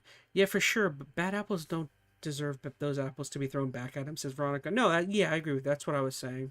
But what I was getting at is she was coming off of as major preacher's daughter, like a combination. I think we mentioned it earlier, like a combination of like preacher's daughter, first boyfriend, and crazy, which like that is like triple threat. Granted, the one I can't prove is the preacher's daughter one, but I think that's the case. As Bill Burr once said, maybe believe like 80% of women's claims. LOL. We need to get them numbers up. Believe 100% of women's claims. Or maybe you want wiggle room. Let's say 90. 1,000% projecting. Well, yeah, I think that's good. That's long. I haven't done a ChazmaN Live for 3 hours in a while. So those were the 3 topics I had. The Nintendo Direct one we kind of just did on a whim just because I saw it had gone up earlier today. And honestly, there wasn't a heck of a whole lot, but I had a good time at least sitting there watching that with you guys. We talked about the Lucari thing. I had been wanting to catch that story. That was interesting. And then this last one was, I'm going to be honest, I didn't think this story was going to be as juicy as it was when I first brought it up to you guys in the Discord, but this Turkey Tom one was insane. But yeah, so okay, so on next ChazmaN Live, there's a couple things we're going to talk about. I'm going to definitely watch Fallout. The last episode is out for that season. I'm going to try and watch that sometime this week, and then I'll do my wrap-up of that entire season next week. And then I should finally be done with Return of the King, Lord of the Rings. I've been kind of slacking on my reading that. I'm like 3 chapters away from finishing that book, which I really need to do. So those will be 2 things we talk about next week. Other than that, unless something else crazy pops up, we'll chat on that. What a way to finish a meal, says Robot Slayer. I wasn't expecting that at all, said Skylar.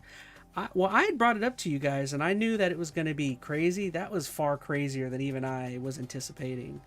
I'm really glad I kind of held off on watching that, because I was going to watch...